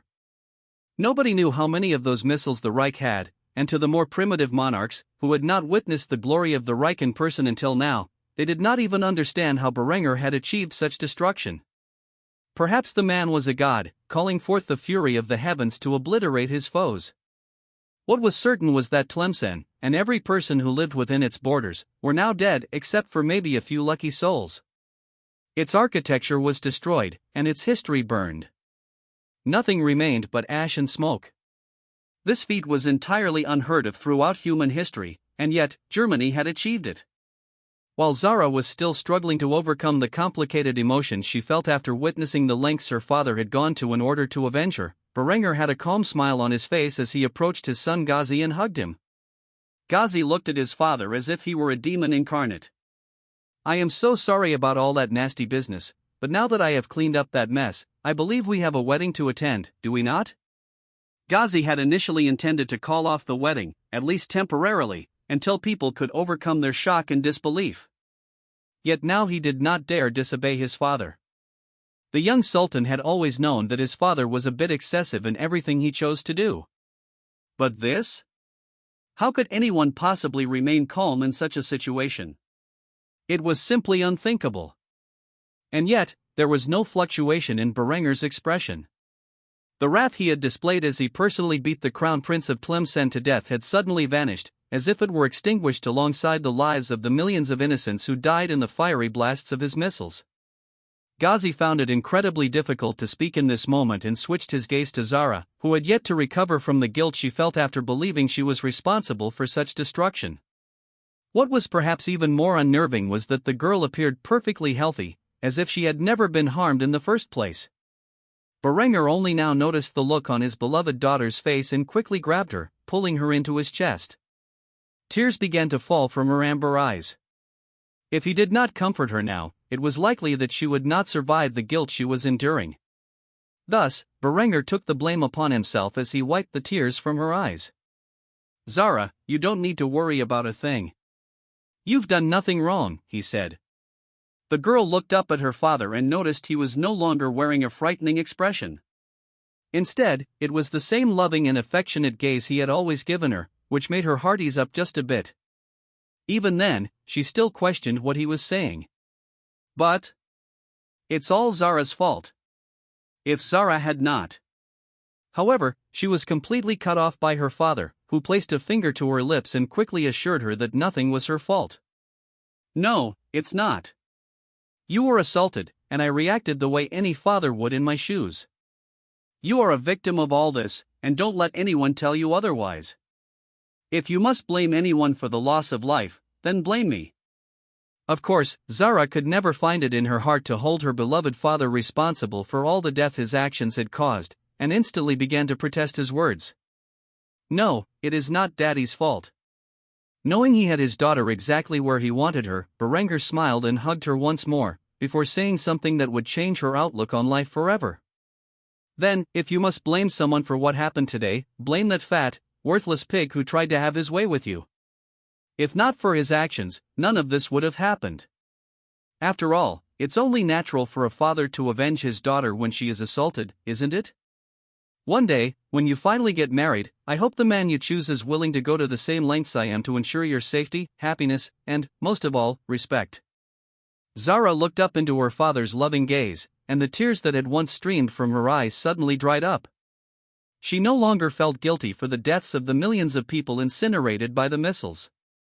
After all, it was just as her father had said, she was a victim, and her father was simply responding the way any man would to a loved one who had been wronged. No, the ones truly to blame for this catastrophe were the royal family of Tlemcen, who failed to recognize their proper place in the world. Thus, on this day, Zara suddenly formed two new requirements for the man she would one day marry. Not only did he have to be willing to kill for her, but he also had to be willing to take on the entire world for her, even if everyone else hated him for it. After utterly annihilating the Emirate of Tlemcen, Berengar wanted to continue with the wedding ceremony, but Yasmin ultimately convinced him it was a terrible idea. Thus, the world's leaders decided to retire for the evening after such an exciting afternoon. The wedding between Sultan Ghazi al-Fadl and Princess Amara al-Haq was postponed for another fortnight, until the smoke that filled the air dispersed, giving the guests much-needed time to rest and come to terms with the terror they had endured that day. Back in the fatherland, the German media reported that the Emirate of Tlemcen had attempted to kidnap Princess Zara al-Fadl and had even assaulted her. They framed this as an act of necessary retaliation, vastly underestimating the casualties Tlemcen suffered. Naturally, the German people supported their Kaiser's decision and even declared that not enough of Tlemcen's people had died in the retaliation. After all, a foreign prince had harmed a princess of the Reich, and there was no price too great to pay for accosting the royal family. Meanwhile, reconnaissance jets flew over the smoldering ruins of the Arab state, surveying the land for any possible survivors. As Berengar had expected, the entire landscape of every populated area within Tlemcen's borders was nothing but ashes floating in the wind. Every building, every life, every written record had been snuffed out of existence, as if nothing had ever existed in the region to begin with. The reactions of Berengar's family and guests varied. Some were horrified to see such a mindless slaughter of the innocent, while others were happy to see that the fire and brimstone still lived within the Kaiser's spirit. As an outsider to the entire matter, Siv had watched in amazement as the rockets took to the air and annihilated the neighboring country. Naturally, she had many questions on her mind. After tossing and turning in her bed for several hours, unable to sleep, the girl decided to visit her father's quarters to ask about the things that kept her awake. When Siv showed up at the Kaiser's room, it came as a surprise to the Kaiser, who opened the door with a concerned expression on his handsome face. "Siv? What are you doing here at this hour? Are you okay?" Berengar was dressed in nothing but a silk robe, glistening with sweat, leading the girl to believe that he had been busy entertaining one or more of his wives. Thus, she blushed in embarrassment as she asked the most pertinent question. "Father, do you mind if we go for a walk? I have many questions I wish to ask you about today's events." Berengar looked back at his room, where two of his wives looked rather upset at the interruption. He then smiled and nodded his head in agreement with his stepdaughter's wishes. "Sure. It is not a problem." After saying this, Berengar shut the doors behind him and followed the girl out to the balcony of the palace, where they gazed up at the stars above while the cool desert night wind gently passed them by. Siv's platinum hair fluttered in the wind as she gazed at the moon, not willing to look her father in the eye. She was truly stunned by what had happened earlier in the day, and it took her some time to think through what she wanted to say. Eventually, she sighed heavily and decided on the blunt approach. Father, if I have your permission, may I ask exactly what I saw today? Such destruction. I have never seen anything like it, nor have I ever heard of such a thing. And I grew up with the legends of the gods. Berenger smiled when he heard this, then placed a hand on his stepdaughter's shoulder, assuring her that there was nothing to worry about. Are you referring to my missiles? They are called Intercontinental Ballistic Missiles, or ICBMs for short. They use a thermobaric warhead, which is capable of significant destruction, as you witnessed today, especially when deployed in the tens of thousands. If you think they are a threat to you or your mother, you don't need to worry. They are perfectly safe and under lock and key. Only I can authorize their use, and there are plenty of safeguards to ensure they don't fall into the wrong hands. You don't need to worry so much, Siv. I would never harm you, your mother, or any of your siblings. You are all my precious family. Siv shifted her gaze toward the smoldering ruins of Tlemcen and shivered as a slight breeze passed through her sheer nightgown, caressing her alabaster skin. She had finally learned what these weapons were called, yet she still had so many questions and was quick to voice another one, while still refusing to meet her stepfather's eyes. Father, how many people did you kill today?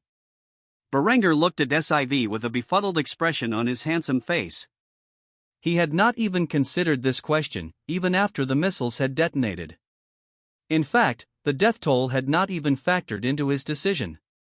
However, now that he had some time to think about it, he responded in a rather nonchalant manner. I'm honestly not sure.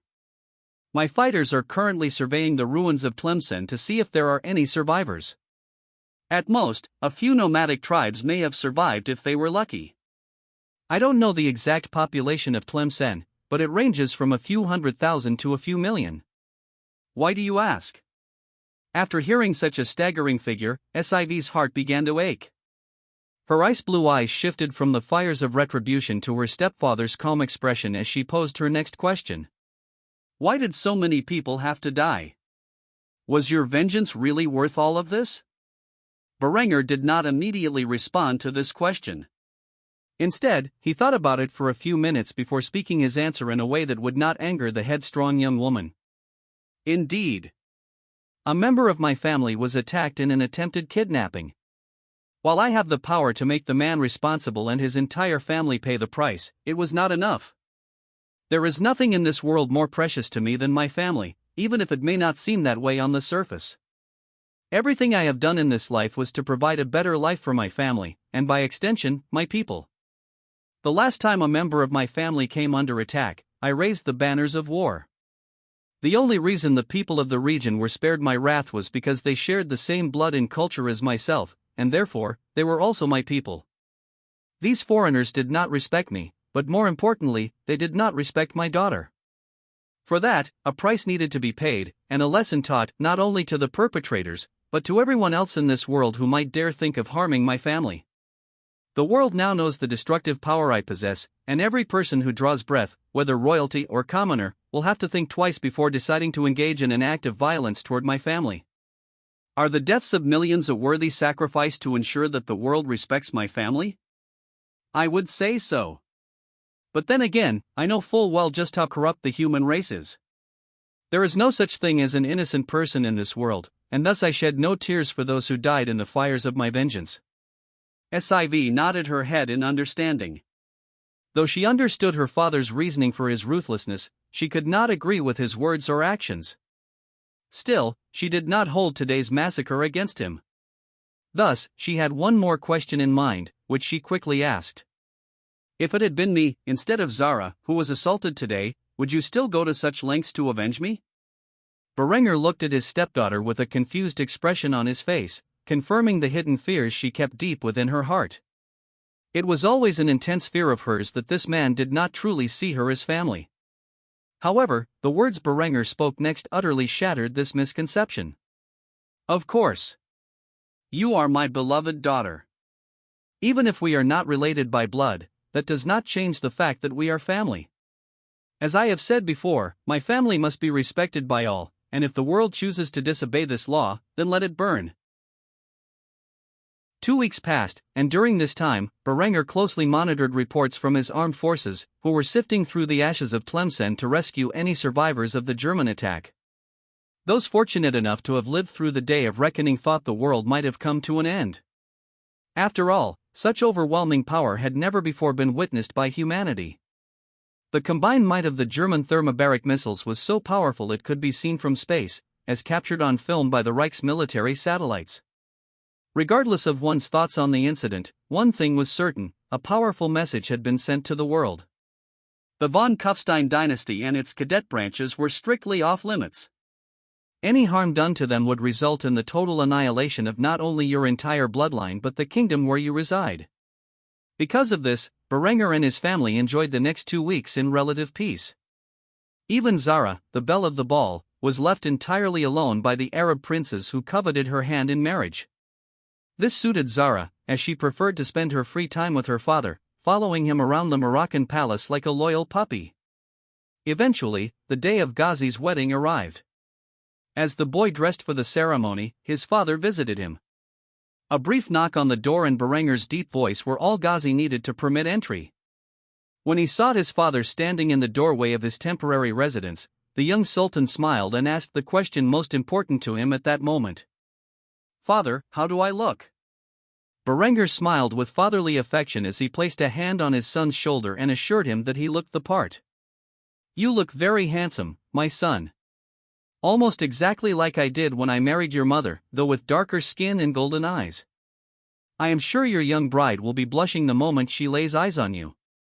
Ghazi was dressed in a velvet tuxedo and was indeed the spitting image of his father. The boy had even adopted his father's signature hairstyle. As for Berenger, he was dressed similarly to his son. The two men stared at each other in silence for a moment before Ghazi finally spoke, sharing the words he had been meaning to say for 2 weeks. "Father, I know why you did what you did. Even though I was a bit shocked and admittedly terrified when it happened, I can now say with certainty that I would have done the same if I were in your shoes. Our family can never be disrespected or harmed. And though Zara can be a serious pain in my ass sometimes, she is still my beloved little sister. When I heard what happened to her, I was preparing my military forces for an invasion of Tlemcen. I guess that was a bit foolish on my part, considering the girl's father is not only the world's most protective parent but also the most powerful man on earth." Berenger smiled and nodded his head in approval of his son's words. He was glad to see that his children did not think any less of him for his actions. This reminded Berenger that he had a wedding gift for his son, which he quickly announced. "Oh, speaking of Ghazi, I have a wedding gift for you. The lands that once belonged to the Emirate of Tlemcen are now yours to do with as you please. Though, in retrospect, I probably should not have utterly annihilated their population, given this was to be the region's fate." Ghazi immediately broke out into laughter at his father's words. It was a grim topic, to be sure, but just like Berenger, Ghazi had a dark sense of humor and could not help but find the whole situation a bit laughable. Thus, between his chuckles, Ghazi made fun of his father for perhaps the first time in his life. Yes, indeed, perhaps annihilating every living soul within Tlemcen was not the best idea. After all, they could have been very useful in my workforce. Oh well, what is done, and the land itself is still valuable, even if it has been scorched to the ground. Berenger, in turn, laughed briefly before leading Ghazi out of his temporary quarters and toward the venue where the wedding was about to take place. The mosque was just large enough to host the many guests who had arrived. However, when compared to the Grand Cathedral of Kufstein, which was the world's largest and most luxurious church, Berenger felt that it was severely lacking. Still, he would not complain about his son's choice of venue for his special day, and thus he entered the stands, where he found his wife, Yasmin, and their eldest daughter, Zara, waiting for him.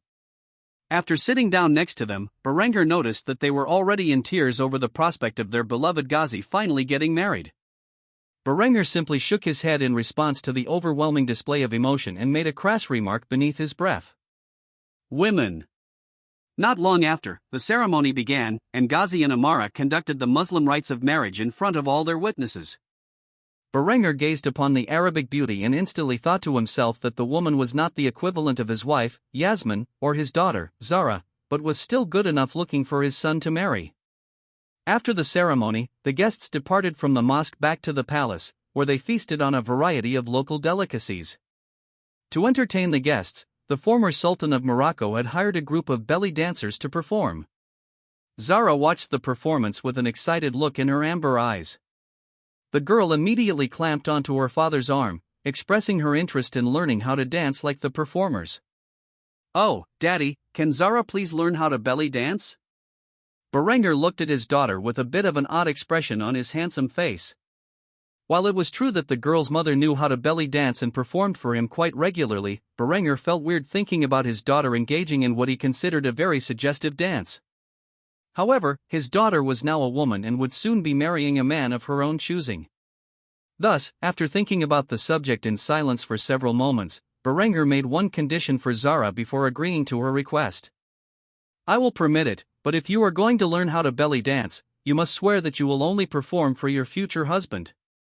Zara instantly agreed to these conditions before hugging her father and pecking him on the cheek with her luscious lips. "Oh, thank you, Daddy. I promise."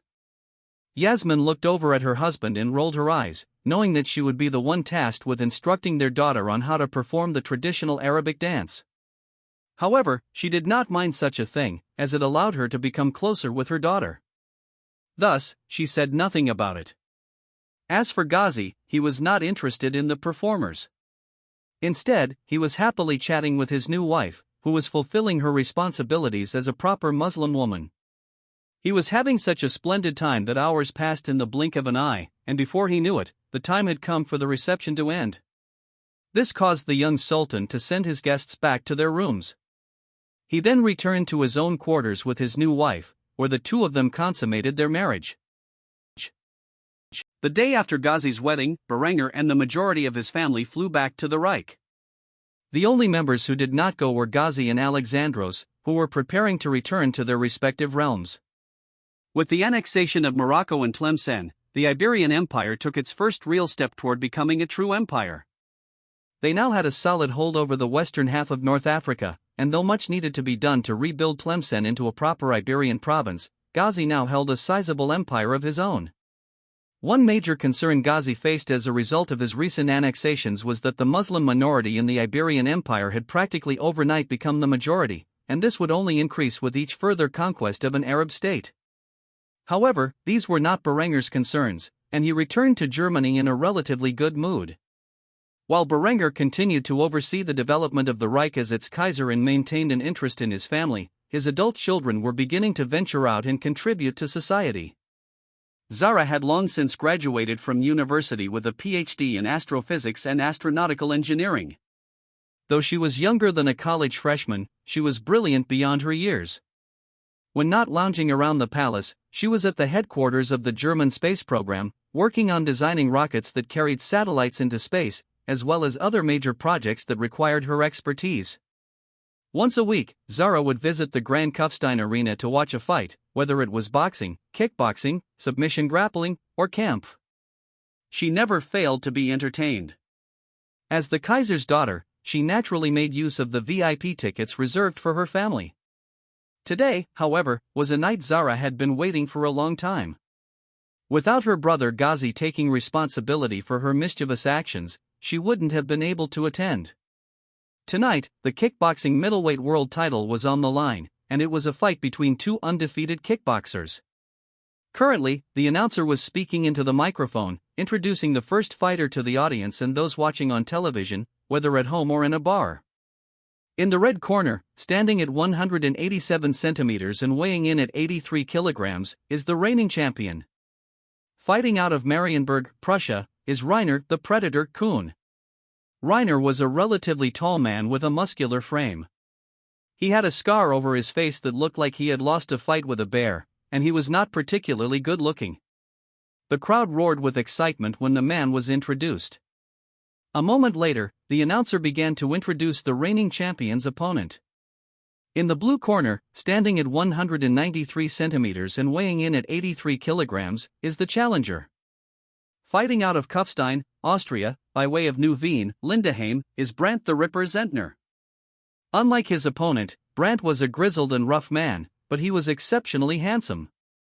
It was not common knowledge, but Zara knew that the man had received several offers to model, which he had refused. Though Brandt was slightly taller than his opponent, he looked even bigger. As an avid fan, Zara was all too aware of why this was the case. She suspected the man weighed over 100 kilograms when he was not in fight camp. If true, this meant he would cut close to 18 kilograms for his fights, giving him an enormous size advantage over his opponents. Weight cutting was a part of the fight game, but few men went to the lengths Brandt did. While the crowd roared with thunderous applause for Reiner, they went absolutely wild for the underdog of the event. As Brandt shadowboxed for the crowd, Zara screamed from the top of the VIP booth in a voice so loud she thought the fighter might have heard her. "I love you, Brandt." However, nobody seemed to notice her scream of excitement. Instead, the two fighters met in the center of the ring, where the referee summarized the rules. After the ref finished his standard procedures, the fighters touched their knuckles, protected only by a combination of gauze and tape, before walking back to their respective corners. The fight had begun, and Brandt, in his usual hyper-aggressive style, wasted no time seizing the center of the ring, where Reiner stood toe-to-toe with him. Without even bothering to feel out his opponent, Brandt threw a jab and a cross, followed by a roundhouse kick to the body. Neither of the punches landed, as the opponent quickly parried them. However, just as the leg kick was about to be checked by the defending champion, Brandt adeptly swung his foot up into the air, changing the roundhouse into a question mark kick, which smacked Reiner right in the face. Brandt did not allow the man to recover. He immediately closed the distance, threw a jab, followed by an uppercut, and finally landed a knee in his opponent's gut. Reiner knew going into the fight that Brandt would not feel his opponent out but would charge like a wild bull, throwing everything he had from the start. Despite all his preparations, Reiner was pushed up against the ropes, where a heavy overhand left connected with his jaw, sending him to the canvas within the first 30 seconds of the fight. The crowd roared in excitement at the aggressive onslaught of the man they called the Ripper, and with good reason. Every one of Brandt's opponents had been left in a bloody mess by the end of their fights, and the crowd was beginning to believe that Reiner would be no exception. Reiner was given a standing 10 count as Brandt went back to his corner to wait for the man to rise from his stupor, which took no longer than 5 seconds. Once back in action, Reiner attempted a comeback with a heavy cross. Perhaps in an act of intimidation, Brandt voluntarily lowered his hands and took the strike to the chin. He then punched his own jaw with his fists and shook his head as if it did not bother him in the slightest. Before Reiner could even react, he was kicked in the gut with a powerful rear teep kick, causing him to fall back against the ropes. Immediately, Brandt grabbed hold of his opponent's head, clinched, and sent a series of jumping knees into the man's gut, followed by a downward elbow and a headbutt. The elbow split open the top of Reiner's left eye, spilling blood onto himself and the canvas, while the headbutt knocked the man to the ground for the second time in the first round. The crowd screamed in joy, witnessing the most dominant champion in kickboxing history get knocked down a second time within the first 3 minutes of the first round. One more knockdown, and the fight would be over, with Brandt awarded the title by technical knockout. However, Reiner, with the heart of a warrior, rose from the ground once more, this time after 8 seconds. The blood that dripped into his eye prevented him from seeing clearly, yet he was still determined to fight until he was no longer conscious. Despite throwing everything he had into his strikes, Brandt did not even appear the least bit tired. He simply smirked at his opponent with a sadistic grin, taunting him from his corner by striking his elbow into the palm of his hand. This further enraged Reiner, who, once the ref started the fight again, charged out like a wild bull. The two men went at it, throwing punches, elbows, and knees, standing toe-to-toe and landing several shots on each other. Neither man backed up an inch, fighting like savages. Just as Brandt landed a spinning elbow that staggered his opponent, the bell rang, ending the first round. Despite the intense battle in the center of the ring, only Reiner looked like he had seen combat. Brandt, other than being covered in his opponent's blood, barely had a mark on him. With a sadistic grin, Brandt walked back to his corner, where they force-fed him beer and applied ice to his chiseled body. As for Zara, she watched from the VIP booth, her amber eyes glittering with excitement. She did not believe that Reiner would spend the last 30 seconds in an all-out brawl with Brandt in the center of the ring. After all, anyone who knew the Ripper's strengths would consider such a move foolhardy. But then again, Reiner only had two options: either stand in the center and brawl it out like a man, or be hounded across the ring like a little bitch until he was saved by the bell. Thus, her respect for the reigning champion grew marginally. Now, all that was left was round 2. Zara sat in the VIP booth of the Grand Kufstein Stadium, munching on a pretzel. She had a wide smile on her face as she watched the 1-minute break between rounds with eager eyes. In the blue corner, Brandt sat on a stool, drinking an ice-cold beer. Though his teen rubbed his chiseled body with ice, there was not the slightest bit of exhaustion on his face. However, Reiner was a different story entirely. The reigning champ was covered in cuts and welts, and though the cut man did his best to temporarily stop the bleeding by spreading Vaseline, the reality was that the man had already taken massive damage. There was simply no way this fight was going the distance, and Reiner knew it. Even then, he refused to throw in the towel. As the bell rang, and the two fighters resumed the fight, the reigning champion gave it his all to win. With a double jab, followed by an overhand right, Reiner threw his hands with intent to harm. While Brandt parried the first 2 strikes, the third one got through his defenses and clipped him on the side of the head. Despite the powerful attack, it did not have much effect on its target, whose chin was made of granite. Brandt taunted his opponent with a jab and a cross, purposefully missing the target, before kicking his front leg towards his opponent's head. Evidently, Reiner had not expected this attack, which seemed to come out of nowhere. He leaned his head right into the strike as he avoided the 2 punches that set it up. The kick knocked Reiner down to the ground like a sack of potatoes, where his body twitched in its unconscious state. Knowing the fight was over, Brandt ran around the ring, pounding his chest with his fists like a barbarian. He then made a gesture that looked as if he was cutting his own throat. Reiner was down for the count, and after 10 seconds, the fight was declared a victory by knockout for the new middleweight champion of the world. 30 seconds later, Reiner awoke to find he had lost his title. With an expression of overwhelming shame, he hung his head while the doctors checked on his condition. Soon after, the 2 men were lined up in the center of the ring, where the referee held both of their arms. Brandt used his free hand to make a number 1 gesture, trembling with excitement. The announcer officially concluded the fight. This contest has come to a sudden end via knockout by the new middleweight champion of the world, Brandt Zentner. The crowd screamed as the referee raised Brandt's hand in victory. As the new champion celebrated his astonishing victory, the head of the World Kickboxing Commission wrapped a luxurious golden and black belt around his waist, which he fondled with joy. An interviewer then stepped forward and asked Brandt the question on everyone's mind. Brandt, you imposed your skill set and dominated what many consider to be the greatest kickboxer in the world, knocking him out in the first moments of the second round. You are now officially the youngest kickboxing world champion in the history of the sport. How do you feel right now? Brandt immediately grabbed the microphone and spoke his thoughts, which had nothing to do with the question or the fight itself. But his words ignited a fire in the heart of everyone watching. I hear there is a very special young lady in attendance tonight. Princess Zara. You are the woman of my dreams. I have admired you from afar for several years now, and I would very much like to get to know you. Name the time and place, and I will be there waiting for you. The crowd erupted into thunderous applause, with cheers of excitement filling the air. No one expected the man to ask for a date with one of the Reich's many princesses. Zara, sitting in the VIP box, had a dumbstruck expression on her pretty face. Brandt wanted to meet her? He had been admiring her from afar for several years? She honestly couldn't believe it.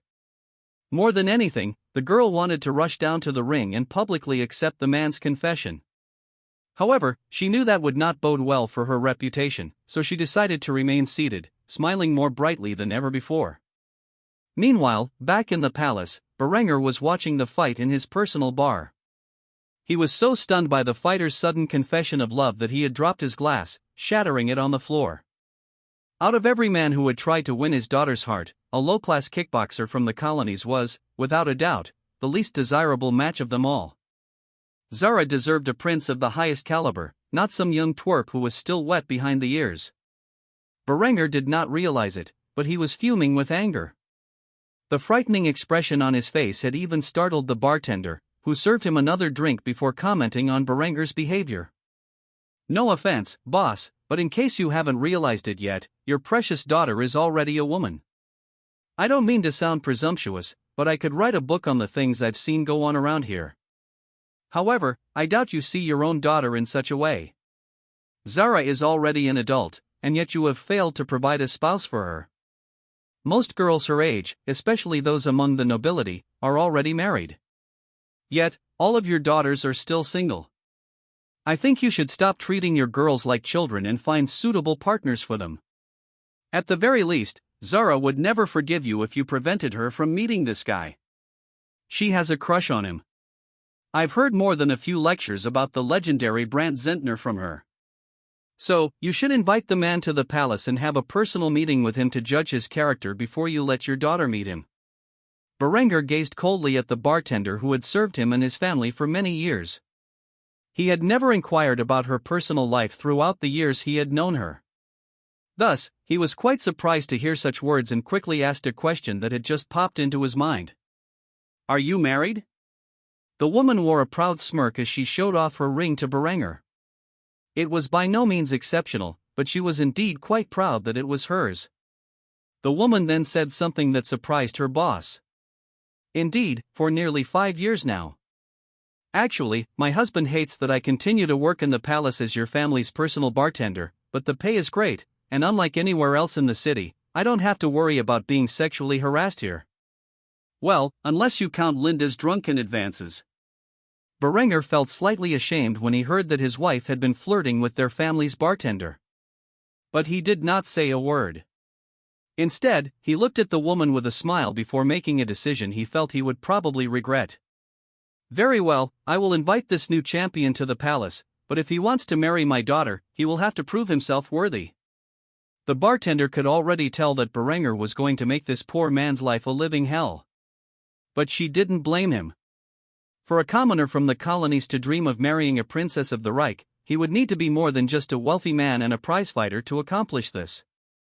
In fact, the woman doubted he would actually succeed in his endeavors. Brant gazed upon his shiny new belt while sitting in the locker room with an excited look on his face. At only 18 years old, he was the middleweight champion of the world. Naturally, it was not just an exquisite belt he received from this successful title fight, but also a substantial paycheck. The most popular sports in the Reich were combat sports, broadcast across the fatherland and all its colonies. In fact, only one sport was more popular than kickboxing, Kampf, this world's version of mixed martial arts. With so many people spending their hard-earned cash on pay-per-views, tickets, and merchandise, there was a substantial amount of money to be made in the ring. Brant's paycheck for the day was roughly 5 million marks, equivalent to about $250 million from Berengar's past life. He was now a wealthy man, and yet, compared to the Reich's most elite citizens, his personal net worth was still laughable. Still, he could easily provide a nice life for any woman he fancied, except for a small handful who were well above his station in life.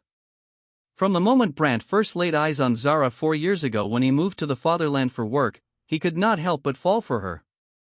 Now more beautiful than ever, he wanted nothing more than to make her happy. It did not take long for Brant to receive word from the girl's father. In fact, no more than 15 minutes had passed since the end of his title fight when a representative of the Kaiser approached the young man in the locker room. This servant of the world's most powerful man gazed upon the kickboxing world champion as if he were some piece of refuse before speaking the message he had been ordered to convey. "The Kaiser invites you to the royal palace this Friday afternoon for lunch. You are to be on your best behavior and do try to find something appropriate to wear." "Why don't you?" Brant's heart skipped a beat when he heard this. The Kaiser had requested to meet with him? He must have been watching the fight and heard his public declaration of love for the man's daughter. The prizefighter was surprised that his words were taken so seriously. After all, he had spoken them in the heat of the moment and thought nothing would come of them. Though he did not expect much from his upcoming lunch with the Kaiser, Brant decided to at least prepare for the event. Thus, the newly crowned middleweight champion returned to his lodgings and spent the next week making sure everything was perfect for the big day. A week passed, and Brant arrived at the palace gates nice and early, a full 30 minutes before the hour of the meeting with the Kaiser. He was made to wait at the entrance under the scorching sun until the appointed time. Naturally, Brant knew this could only mean the Kaiser was not pleased to meet him. Still, He stood at the gates until he was finally escorted into the palace and led into the great hall. Berenger sat upon his gilded throne, with a stoic look on his face. Over the last week, he had tasked Linda with finding out everything there was to know about his guest, and needless to say, Berenger was not the least bit impressed. Aside from Brandt's rather exceptional kickboxing record, he had proven to be average or below average in nearly every other aspect of life.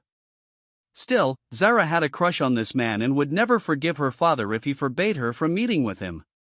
Thus, for the sake of formality, Berenger was now forced to entertain this commoner in his own home.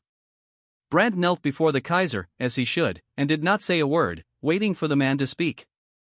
The fact that he had not been presumptuous enough to introduce himself marginally improved Berenger's perception of the man. After sitting in silence for 5 whole minutes, Berenger instructed his guest to rise. "You may rise," he said.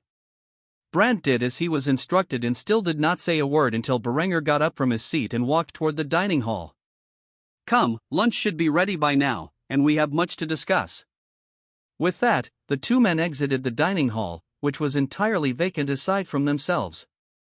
Berenger sat down at the table and motioned to the servants to bring forth the meal, which they immediately did. Once properly seated and drinking from a liter of beer, Berenger began to speak. Though his words slightly startled his guest, he continued, "Brandt Zentner. 18 years old, born in New Wien, Lindenheim, and among the first children born in the colonies. Your father was a stonemason, and your mother a seamstress. You have 7 siblings, all of whom still reside across the pond. During your youth, you were educated in the colonial school system, where your marks were below average. After turning 14, you dropped out of high school and moved to the fatherland in search of work. While working in construction, you were able to provide for yourself quite well. At some point during your time in Kufstein, you began training part-time in kickboxing, having your first fight only 6 months after stepping into the gym. After stringing together a few exceptional finishes on the regional circuit, you were called up to the big leagues, where you have competed ever since. Due to the fact that mandatory conscription ended with the German-Japanese War, there is no record of military service, nor any attempt at enlisting. Your hobbies include alcohol, hashish, and psychedelic mushrooms. When you are not spending your spare time at your local massage parlor, your favorite girls there seem to be Arabian, specifically those who dye their hair blonde. Did I leave anything out? Contrary to what Berenger was expecting, Brandt did not appear the least bit shocked to hear his background so bluntly laid out. Instead, he calmly took a sip of his beer, washing down the piece of relatin he had just swallowed. Knowing that the Kaiser did not approve of his background, Brandt did not attempt to sugarcoat his past and nodded his head while responding to Berenger's evaluation with a stoic look on his face. That sounds about right. Berenger's brow raised when he heard the man answer so nonchalantly. He had essentially pointed out that aside from his expertise in fighting, Brandt was essentially a bum, and yet the man did not appear the least bit perturbed. Previously, Berenger had no interest in this low-class kickboxer, but now he had to admit he was slightly intrigued. Thus, he posed his next question to the young man. So, knowing all of this about your past, I can't help but ask why you think you, of all people, would be an appropriate match for my daughter? I mean, you didn't even attempt to explain the reasoning for your errant behavior. Brandt sighed in response to Berenger's words. As he placed his beer stein back on the table, he cast a gaze toward the world's most powerful man and began to speak in a somber tone. What exactly do you want me to say? I am everything you believe me to be. I won't sit here and make excuses for my actions or my hobbies. If you don't approve, that is fine. You have every right to do so, and I never asked for your approval in the first place. Let me make something abundantly clear, I admire your daughter more than anything in this world. After all, she is a brilliant young woman who has already accomplished things in her short life that few men will ever match. I am also attracted to her, and have been since I first laid eyes on her when I moved to the fatherland at the age of 14. In a moment when I felt on top of the world, I blurted out the only thoughts on my mind, not expecting anything to come of it. At most, I hoped my comments would generate some public interest to boost my popularity, so I could negotiate a higher payday for my next fight. I know full well that I am undeserving of a princess, especially one as exceptional as Zara. So I thank you for your hospitality, but I regret to inform you that I never expected you to treat me as a sincere suitor. The fact that we are even having this conversation shows how protective you are of your daughter, and I truly envy that. So I apologize if I caused you any heartache with my carelessness, but if you are just going to sit there and insult me, then I believe we are done here." It surprised Berenger when he heard Brandt's words. Few men in this world had the gall to speak to him in such a blunt manner. But everything the man said was true. Berenger had indeed invited Brandt to his palace solely to point out how the young man was completely undeserving of his daughter and to make him feel ashamed for even asking. However, unlike every man who had ever sought to win Zara's hand in marriage, Brandt had not once broken down and apologized for not being good enough. He had not spun some sob story to explain his less-than-ideal actions in life. Nor had he tried to curry Berenger's favor by sucking up to him. Instead, Brandt owned his actions and told Berenger to politely go to hell if he had a problem with the way he had chosen to live. To Berenger, this was quite refreshing. There were literal kings and emperors in this world who would balk in his presence. And yet, this mere commoner, this simple kickboxer, had held no punches and instead spoke his mind without fear of retaliation, despite knowing fully well just what kind of trouble he could be in for speaking to the Kaiser in such a rude manner. Thus, after several moments of awkward silence, Berenger broke out into laughter. He looked over at Brandt, who still had an expression as cold as ice on his face, before speaking the words that neither of the two men ever expected him to say. "I think I'm starting to like you. So you want to marry my daughter, huh? Prove to me that you are worthy of her, and maybe, just maybe, your dreams will come true." Brandt was surprised to see that the Kaiser had taken a liking to him and was even willing to give him a chance. He could already tell that whatever Berenger had in mind would be a grueling test. Despite this, the champion kickboxer was more than willing to climb over mountains if it meant he could gain Zara as his wife. Thus, he sat back in his chair and responded to the Kaiser's challenge with one simple phrase. "Go on." Berenger eyed Brandt carefully as he took a sip from his beer stein. He continued to drink for a long while before silently placing the mug back on the table. He then wiped his mouth with a napkin before listing his demands for the young man who wished to marry his most beloved daughter. "You will put an immediate hiatus on your kickboxing career and enter one of the 3 military academies of your choice. Over the next 4 years, you will obtain a bachelor's degree in one of the many STEM fields. You will then serve for a minimum of 4 years of active service within one of the ongoing colonial conflicts, where you will perform above and beyond the call of duty. If you manage to make captain within 4 years and are awarded the Knight's Cross of the Iron Cross with oak leaves, swords, and diamonds for your feats in battle, along with at least a Commander's Cross of the Imperial Order of the Iron Crown, then I will consider you worthy enough to marry my daughter. On top of this, I want you to have a steady income outside of fighting, making a minimum of 5 million marks a year by the time you get married. How you manage to accomplish this, I will leave up to your discretion. If you can achieve all of this on your own, without relying on the support of others or the fame you have already achieved, then you will barely meet my minimum standards." Brandt nearly spat out his beer when he heard the list of demands Berenger had given him. Even if he managed to get accepted into one of the 3 military academies and obtain a degree in a STEM field, he would have to complete 4 years of active military service in a colonial conflict. There, he would need to prove his valor in combat to such a degree that he was not only awarded the Knight's Cross of the Iron Cross with oak leaves, swords, and diamonds, the highest possible military award for valor outside of the Grand Cross of the Iron Cross, but he would also have to earn the Commander's Cross of the Imperial Order of the Iron Crown, an exclusive order of merit that recruits only the most valorous and chivalric soldiers from the officer corps of the Wehrmacht.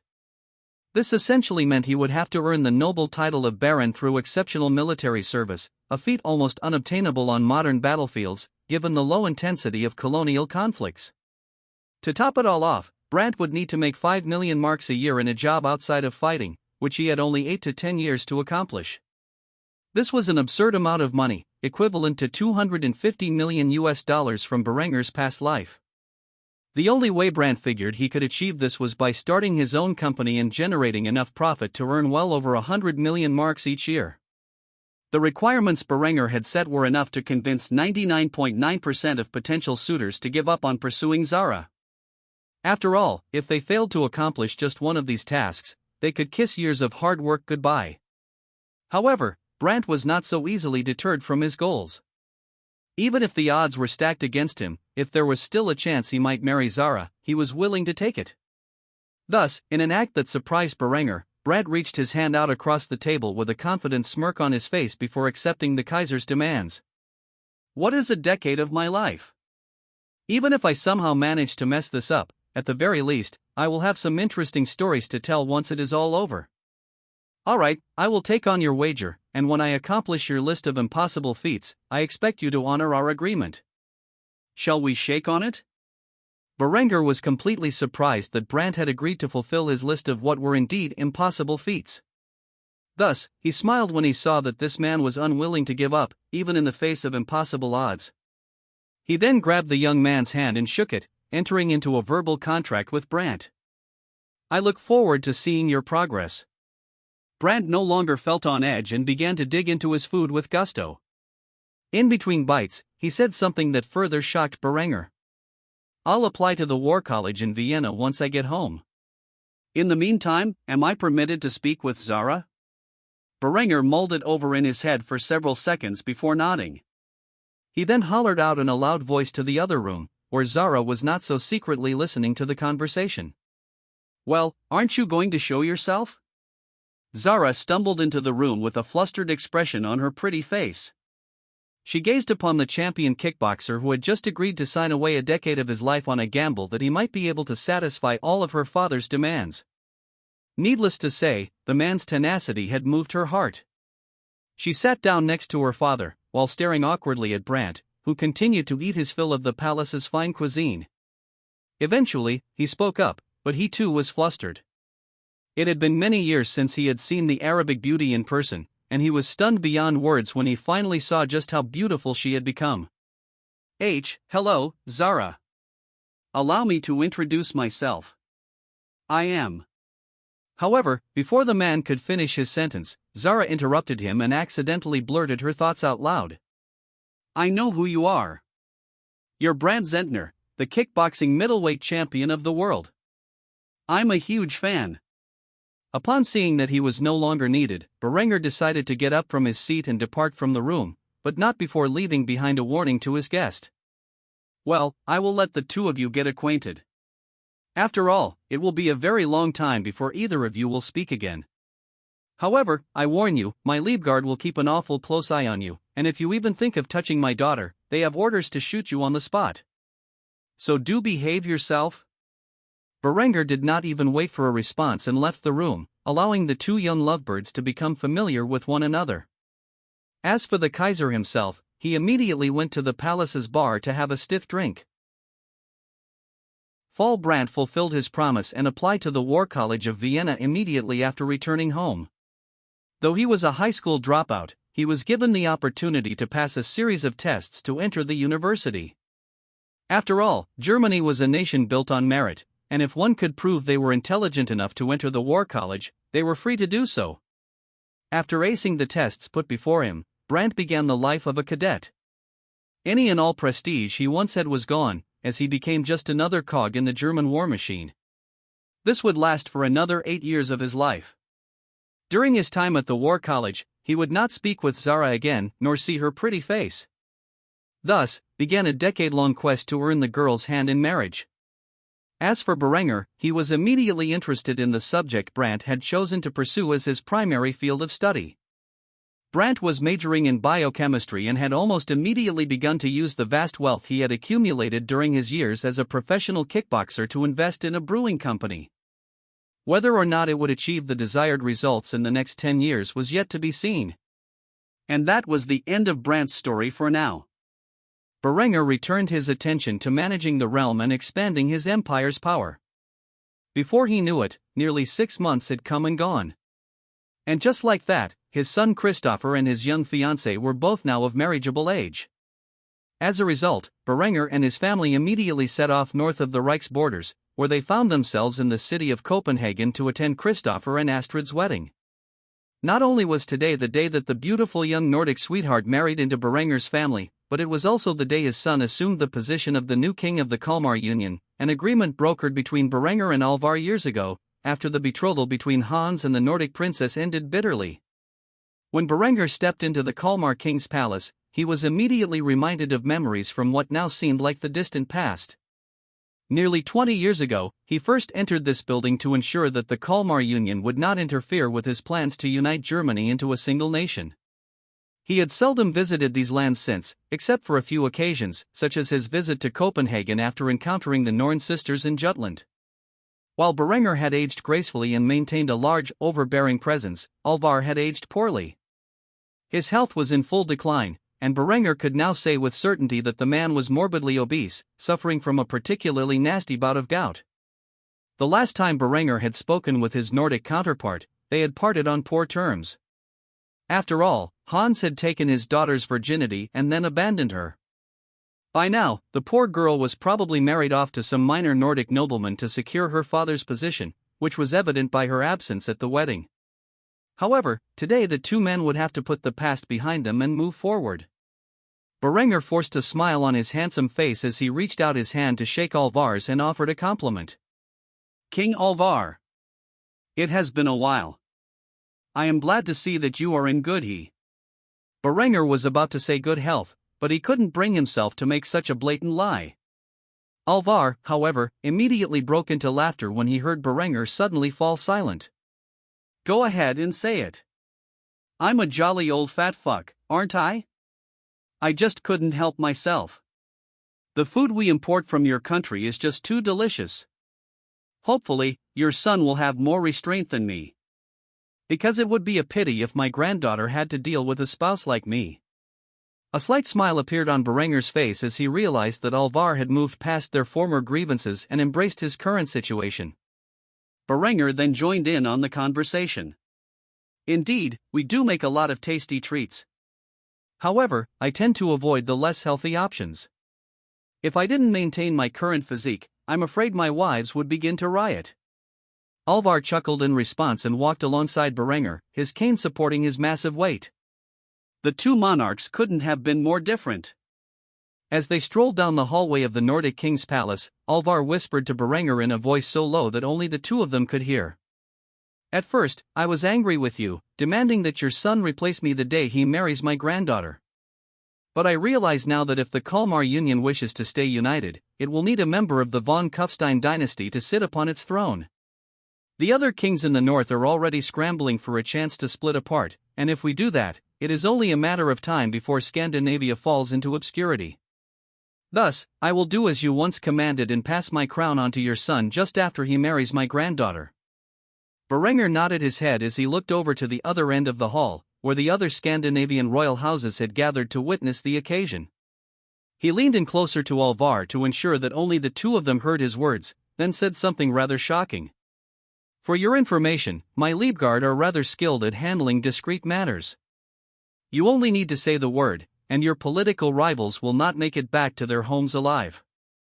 I will not make the same suggestion to my son, for his heart is too pure to even entertain the thought of staining his hands with so much innocent blood. But if you truly wish to cement Christopher's reign, then I suggest you think about my offer." Alvar's eyes darted back and forth across the area, attempting to see if anyone had overheard the Kaiser. When he realized he was in the clear, he sighed in relief before saying the words Berenger wanted to hear the most. "Do it." Berenger did not say a word, and simply smiled as he waved to the other royal families of Scandinavia. He then nodded silently to the captain of his guard as he slowly walked past the man, signaling for the purge to begin, which would occur later that night. Naturally, to avoid suspicion, these deaths would look like a series of accidents, but in the end, only Christopher would remain as the unchallenged ruler over all the Nordic countries. As for the boy himself, he did not even realize that his father had given the order to spill blood on his wedding night. Instead, he was walking behind the man, holding his lovely fiancée's hand. His mind was on far more trivial matters, like how he would kiss Astrid after they said their vows. Thus, without anyone but Berenger and Alvar being aware, the Nordic Empire was about to rise from the ashes of the Kalmar Union. The Copenhagen Cathedral was not nearly as grand or large as the one in Kufstein, and its architectural style was definitely older than the Baroque fashion Berenger had used for his own church. Yet, it was still more luxurious than most chapels in Europe. After all, the wealth of Germany had long since made its way into the Nordic countries through their close trade. Christopher stood at the altar, a man in his own right. If any of Berenger's children looked nearly identical to him, it would be either Christopher or Lucas. However, the boy did not wear his father's signature hairstyle and instead had mid-length hair with curtained bangs. The young prince of Germany was about to marry his fiancée, a girl he had known and loved for many years. Despite their close relationship, they decided to save themselves for marriage. After all, that was what the Bible instructed, and Adela's piety had spread to her offspring.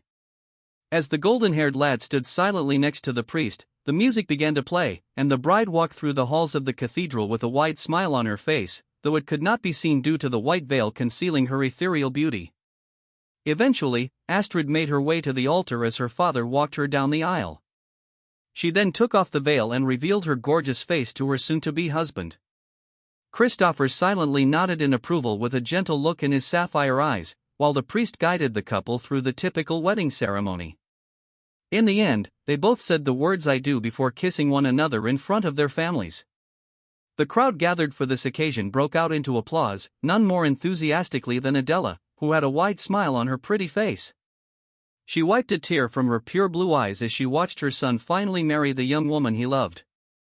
However, before anyone could approach the bride and groom to offer their congratulations, Alvar stood up and made an announcement that shocked everyone in the room, except for himself and Berenger. "Now that my granddaughter has married Prince Christopher von Kufstein, I feel it is appropriate to announce that I am stepping down as the King of Denmark and the Kalmar Union, and am appointing Christopher as my successor. This has been a long time coming, and none of you will change my mind." Christopher was also shocked by this news, as he was unaware of the deal his father had made with his new grandfather-in-law. The announcement immediately sparked protests from Alvar's many sons and the other Nordic royal families. Amid the chaos, Berenger stepped forward, perhaps to take control of the situation. He placed a hand on his son's shoulder and whispered something in his ear. "Do you like my present? You are now the king of the Nordic countries. I suggest you use this newfound power to create a mighty empire of your own." Christopher looked at his father in shock. He knew exactly what this meant. Berenger had already chosen his successor from among his children, and it was undoubtedly his elder half-brother, Hans. Christopher immediately felt as if he had been robbed of his birthright, without even a chance to compete for it. Being the king of the Kalmar Union was a mere consolation prize compared to being the Kaiser of the German Reich. Still, the young man was not too surprised. Hans was infinitely more popular among the German people than he was. The Crimson Prince was a war hero of the highest caliber, having served at a very young age during the German-Japanese War, where he proved himself to be the world's greatest fighter ace. Hans was also a genius of supreme intellect and had earned the public's approval even before he finished puberty. In contrast, Christopher was mockingly referred to as the Golden Prince compared to Hans. He was the eldest son of the first Kaiserin, and his only noteworthy achievements were his musical performances, for which he was considered a creative genius, and his heavy involvement in both charity and the church. However, no matter how well respected these accomplishments should be, they failed to compare to Hans, at least as far as the average German was concerned. Why was this? Because the Germans were a race of warriors and conquerors. The most well-respected achievements one could attain in life were not through culture or academia, but on the field of battle. This was the martial society Berenger had fostered during his reign, and even though the Germans no longer had any rivals on the world stage, they continued to fight and kill for honor and glory, even if their opponents were mere savages armed with sticks and stones. Perhaps if Christopher had been named his father's successor, this would change during his reign. As it stood, Germany would remain a nation embodying the martial spirit of their ancestors. Christopher could only sigh in defeat and accept his father's generosity for even bothering to give him an empire of his own. After all, the Nordic people were of Germanic origin, and they were essentially the cousins of their continental counterparts who ruled Europe with an iron fist. The crowd continued to whisper among themselves, with several of Alvar's sons stepping forward with menacing looks in their eyes. Upon realizing that he needed to stabilize the situation quickly, Christopher pointed to the members of Alvar's royal guard, who now answered to him, and gave his first decree as the new Kalmar king. "Guards, arrest anyone here who even thinks about disrupting my wedding. As for the rest of you, you can either accept the new order or spend some quality time in the dungeons until you come to your senses." the choice is yours. Immediately, the members of the Danish royal guard moved forward and arrested Alvar's more unruly sons, while the rest of the guests sat back down in their seats and remained quiet. Berengar could only shake his head in disapproval at his son's refusal to outright execute his rivals, even now that they threatened to rebel against his rule. He would have to take care of these twats himself, or else his son Christopher would find himself eating a poisoned potato sooner rather than later. After the immediate troublemakers were arrested, Christopher led his guests back to the palace, where he threw a reception worthy of his new title. However, the atmosphere that pervaded the dining hall was one of uncertainty. Few people could comprehend why Alvar had decided to step down and appoint Christopher as the new king. The shrewder guests understood that Alvar was forced to step down under threat of the Kaiser's wrath, and decided in that moment to wholeheartedly support their new king, as having a von Kufstein on the throne was a good way to ensure the future prosperity of the realm. After a not-so-joyous dinner, Christopher retired to his quarters with his new wife, where he spent the rest of the night consummating his marriage to Astrid. However, he would be forced to awaken early the next day to begin his new job as the Kalmar king. In the following weeks, Christopher's political rivals, including the royal houses of Scandinavia, and those nobles who refused to accept the new order, met with a series of misfortunes. Only the sons of Alvar, who rebelled on the new king's wedding night, managed to survive. Many believed that Christopher engaged in a series of complex political assassinations to cement his reign. However, only a handful of people knew that these deaths were entirely Berengar's doing. After his political opponents were wiped off the face of the earth, in what Christopher believed to be a series of freak accidents, he declared the formation of the Nordic Empire and named himself Kejer, which was the Danish word for emperor. Berengar, on the other hand, returned to Kufstein with his family, where he continued to oversee the development of the fatherland and its many colonies. On a random Friday night, Berengar was engaged in an intimate gathering with his wives and concubines, something that had become more routine since the Germanic gods had reforged his body. While he was deeply involved with Priya, the phone in the harem room rang. Though he initially ignored it, the device continued to ring 3 more times before he finally stopped what he was doing and reached for the phone. "What is it?" Berengar's voice was clear and agitated as he answered. However, he quickly realized it was his son, Alexandros, on the other line, whose voice snapped him out of his state. "Father, it's time to fulfill your promise."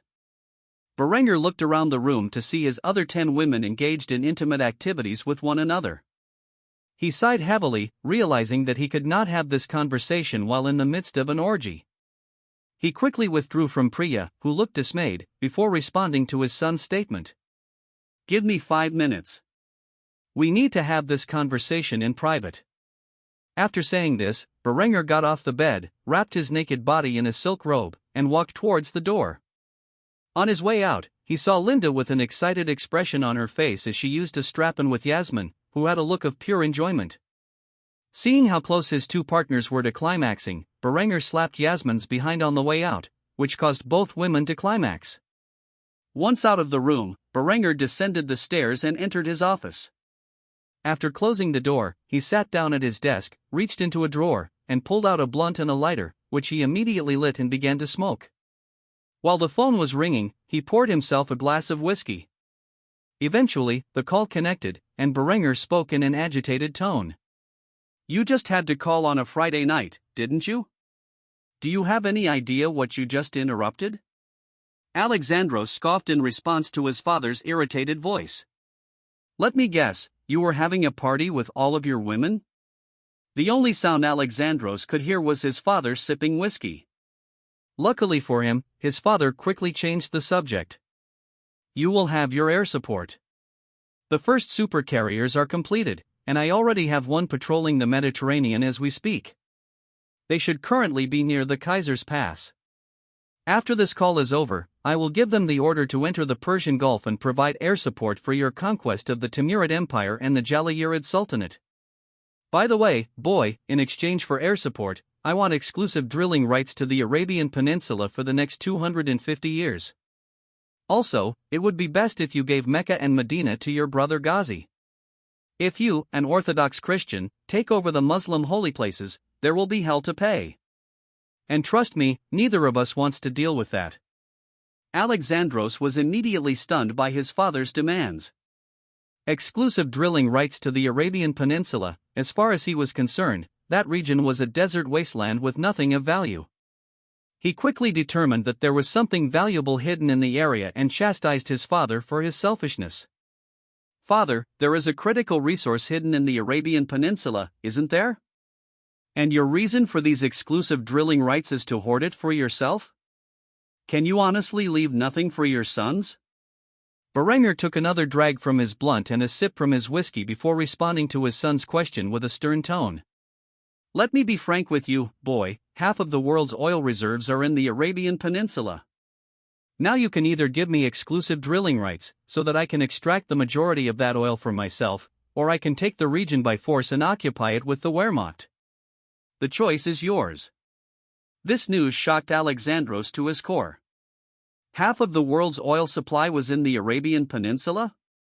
Naturally, as a man who grew up in the Reich, he knew the importance of oil. Though most machines ran on biodiesel within Germany, there were certain things biodiesel could not replace, such as jet fuel. This was an enormous revelation, and he suddenly understood why his father made such an outrageous demand. If any other empire were to get their hands on that much oil and enter the industrial age, they would become an extremely wealthy and powerful state, one that could eventually threaten the Reich's global hegemony. As much as Alexandros wanted this resource for his own empire, he was still a von Kufstein at heart. Germany was his home, the land he was raised in.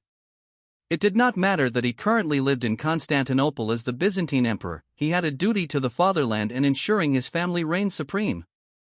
Thus, he silently nodded his head before saying something that even shocked his father. "I understand. Very well, I will grant the Reich exclusive drilling rights within the Arabian Peninsula in perpetuity. The oil belongs to Germany, while the rest of the land will belong to Byzantium. As for the Muslim holy sites, Iberia can have them." "You are right. I do not want to deal with the constant fighting that will come with controlling those areas." Berenger smiled and nodded in approval of his son's decision. The man had proven his loyalty to the fatherland, even though he was only half German. As a father, he could not be more proud, and thus he complimented his son. "It is good that your newfound responsibilities have not obscured your loyalties. You are my son, now and forever, and your descendants will be my descendants. As for my planes, they will be in the region by the time you wake up in the morning. Have a good rest of your night, son." Alexandros smiled as he received his father's compliments before leaving one last statement as he hung up the phone and returned to his bedroom. "You too, father." While Alexandros quickly went to sleep, Berenger returned to his orgy and began having his way with Priya once more before turning to the rest of his girls. By the dawn of the next day, planes would be flying over the Arabian Peninsula, acting as the spearhead of the Byzantine invasion of the Middle East. At the dawn of the next day, Alexandros awoke in his bedchambers. He quickly climbed out of his covers and got dressed in a silk robe before proceeding to take a bath. Once finished, he had his breakfast while reading the morning paper. The immediate headline alerted him to something taking place in his own backyard. As his father had promised, a carrier strike group, whose flagship was one of the new supercarriers, now sat in the Persian Gulf, waiting for the signal to launch an attack on the Arab sultanates neighboring the Byzantine Empire. However, Alexandros would not start a war for the sake of conquest without a proper reason. After all, there was a certain degree of infamy that followed warmongers, a stigma he wished to avoid. Alexandros had grown up in Kufstein, watching his father masterfully manipulate his neighbors into giving him a valid casus belli time and again. Thus, he planned to follow in his father's footsteps. While Alexandros enjoyed his breakfast in peace and quiet, his men were currently on the borders of the Jalayirid Sultanate with special orders to provoke a border conflict. This elite task force, disguised as Arabs, was currently harassing Byzantine merchants attempting to bring their wares to Mecca. Pretending to be members of the Jalayirid Sultanate's army, these Byzantine operatives had set up a fake checkpoint and were inspecting all goods passing through the area. In doing so, they extorted the Byzantine merchants of coin and goods. While many merchants decided to pay the toll, others were furious and began to make a commotion. "You cannot do this. Who do you think you are to demand that we pay 100 solidii just to pass through this canyon? You are no different from common highwaymen. The Byzantine operatives, disguised as Arabs, simply smirked as they spoke in Arabic to the disgruntled Roman merchants. If you don't like it, then go around. But if you do, I doubt you'll make it to your destination alive. As the Byzantine operative spoke, he placed his hand on the hilt of his scimitar, in a threatening gesture. This act did not frighten the outraged merchants but emboldened them. One merchant, in particular, reached into his waistband and pulled out an old revolver. He cocked the hammer back and pointed the muzzle at the Byzantine operative's forehead. With a stern tone in his gruff voice, the merchant began to threaten the men he believed were members of the Jalayirid army. Move out of my way now, and you can keep your life. This was exactly what the Byzantine operatives were waiting for. The man pushed the revolver out of the way, while drawing his jambia dagger, and cut the merchant's throat. With the spilling of fresh blood, the merchants who had gathered in the ravine began to panic. Most of them simply wanted to pass through the ravine and were even willing to pay the toll that was asked of them. However, now that blood had been spilled, an all-out brawl broke out. The Byzantine operatives standing on the cliffs above aimed their matchlock muskets and fired upon the crowd, ending several dozen more lives. The remaining Byzantine merchants fled the way they had come, with two goals in mind. Their immediate objective was survival. Considering the soldiers of the Jalayirid army had suddenly gone mad, the merchants had no choice but to run. However, the second aim of these fleeing merchants was to spread word of the massacre that unfolded at the border between the Byzantine and Jalayirid empires. After all, they needed to seek restitution from the Arabs, even if it meant dragging the entire empire into a war. Once the surviving merchants had fled, the man tasked with leading the Byzantine operatives scoffed with disdain and kicked the corpse of the man whose throat he had cut. You can get up now. They are all gone. With that, the merchant who had started the whole border conflict and who had seemed dead climbed to his feet, dusted off his clothes, and wiped the fake blood from his throat. He was not alone. The 12 or so men who had been shot by muskets also did the same, revealing that they were all part of the Byzantine task force designed to spark a conflict with the Jalayirid Sultanate, which would, in turn, drag their Timurid allies into the war. With a smile on his face, the lead merchant chuckled and posed a question. Do you think they bought it? The head of the task force nodded solemnly, looking west towards Constantinople, where he knew the young emperor was most likely preparing for the upcoming conflict. Without a doubt, there is no going back now. War is inevitable. I just hope our emperor knows what he is doing. It took a few days for the news of the supposed Jalayirid attack on a group of Byzantine merchants to reach Constantinople.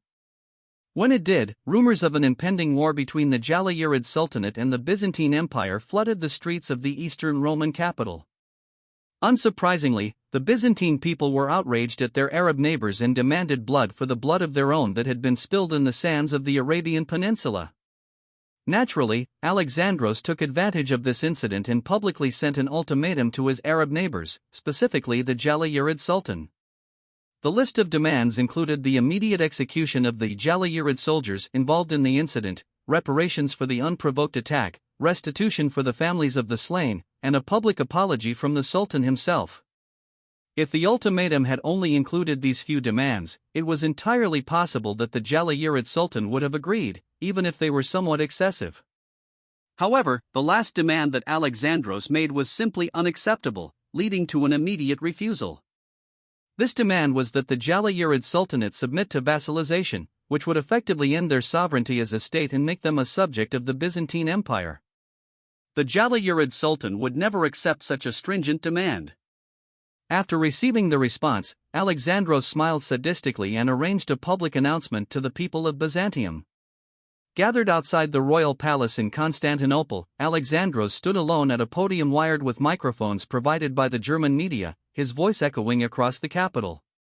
My fellow Romans, I stand here today to make a public declaration of war against those who would unjustly slay our merchants and steal their wares.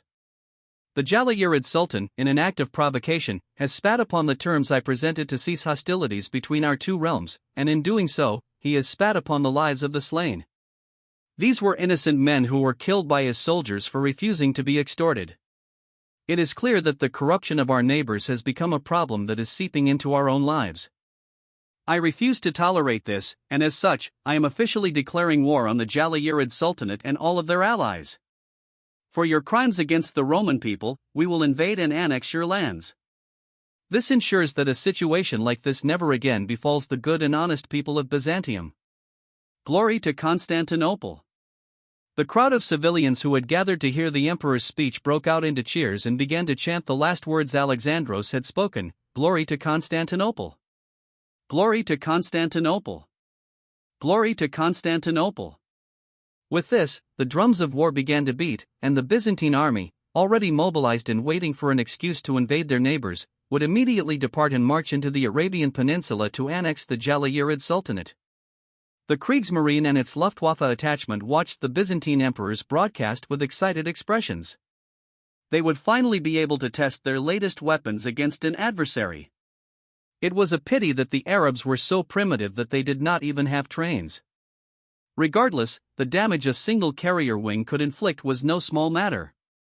Thus, Byzantium and the Arab world were now officially at war. Perhaps the only Muslim state to stay out of this conflict would be the Iberian Empire, which would take advantage of the chaos to annex its neighbors in North Africa. Immediately after Alexandros declared war on the Jalayirid Sultanate, the fighter jets aboard the supercarrier took to the skies above the Arabian Peninsula, with a single mission: to drop bombs on critical targets.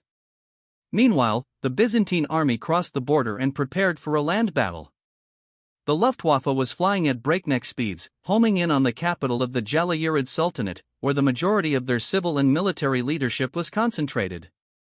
German intelligence had long since infiltrated the Arab states and provided accurate information on the current whereabouts of the Jalayirid Sultan and his top advisors, who were gathered in his palace, discussing how to deal with this invasion from the west.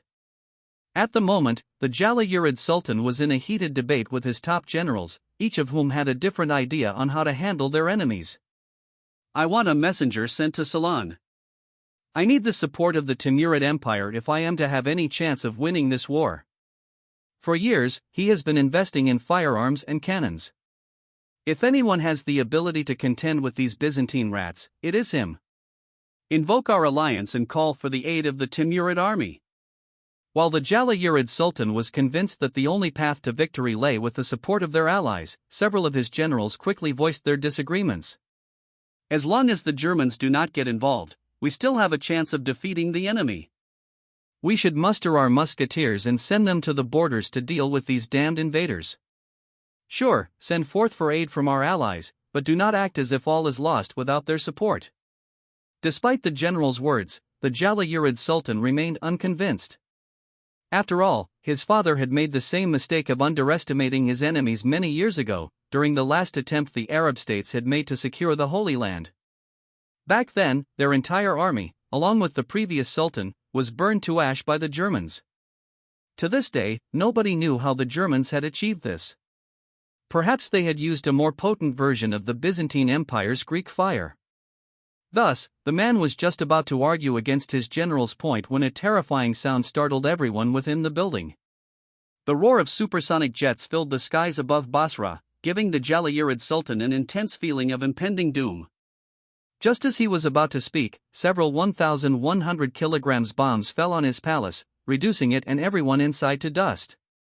With a single coordinated strike, the Luftwaffe had eliminated the entire chain of command of the Jalayirid Sultanate. Perhaps most terrifying of all was that the victims had no chance to prevent such an attack. Immediately, the pilots who conducted the airstrike reported that the target was eliminated back to the carrier's bridge, which in turn relayed the communication back to the fatherland. Berengar then informed his son, the Byzantine emperor, that the Jalayirid dynasty and all of their generals were now deceased. Before the enemy could even muster their forces, they were left completely leaderless. This allowed the Byzantine army free rein as they crossed their eastern border and into the Arabian Peninsula, where they used lethal force to eliminate anyone who dared oppose their occupation. However, the war did not end there. After all, Alexandros had declared war on the Jalayirid Sultanate and all their allies. While 1/4 of the Byzantine army marched into the Arabian Peninsula, another quarter advanced into the lands of the Timurid Empire, intent on conquering and annexing the region. Berengar sat back in his office, indifferent to the events unfolding in the Middle East and North Africa. His sons were now men, no longer needing his guidance as they embarked on their first wars. By this time, the Iberian, Byzantine, and Nordic empires were under their control. However, one region remained entirely forgotten. The British Isles of Berenger had kept a close eye on the area.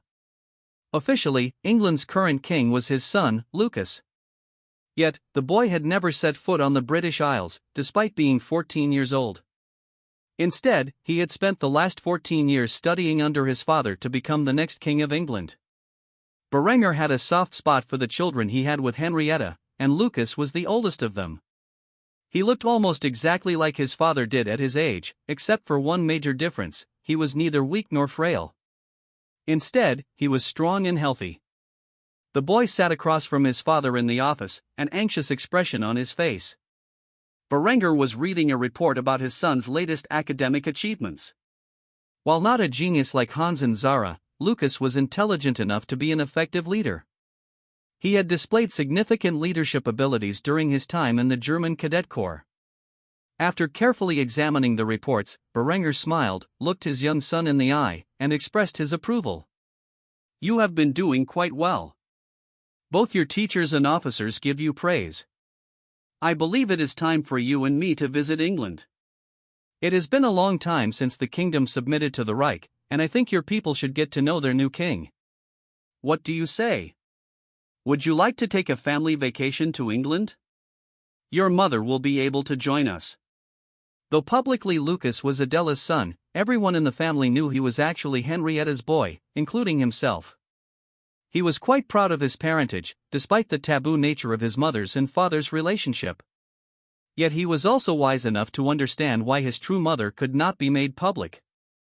Lucas' father and mother were siblings by blood, and the only evidence they had that contradicted this was the sympathetic word of a father. Berenger had searched the family records to prove his father's story was correct, but found no mention of Henrietta being his half-aunt. Berenger was convinced his father had lied to make it easier for him to accept Henrietta's love, but he could not prove either theory. Since he could not prove Henrietta was more distantly related to him than the public knew, he would never reveal their relationship to anyone outside the immediate family. Because of this complex relationship, Lucas thought his father was referring to Adela, not his actual biological mother. Thus, he wore a bitter smile, sighed, and accepted his father's gesture. "Sure.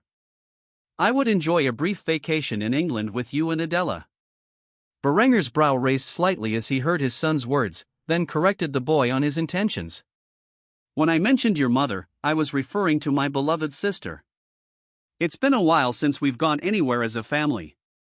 There are good reasons for this, but in a backwater like England, no one will realize that your mother isn't Adela. Or would you prefer that Adela make another public appearance as your mother?" With this misunderstanding cleared, Lucas' youthful face broke out into a wide smile. This was the first time his father had ever offered an actual family vacation. He was so ecstatic that he jumped out of his chair and boldly questioned whether the man was actually telling the truth. "Do you really mean it? It will be a real family vacation?" Berenger returned the boy's enthusiasm, nodding his head 3 times before responding. "Indeed, it's been a while since I've taken Henrietta anywhere meaningful, and I suppose England is not the worst option in the world." Lucas was so excited that he had forgotten his father was technically engaged in a war right now. When he remembered this fact, he calmed himself before bringing up this concern. "What about the war? Won't you be needed here in Kufstein?" Lucas was not the only one who had forgotten about the ongoing war with the Arab states. Berenger cared so little about the conflict, knowing the outcome already, that he hadn't even considered it in his plans.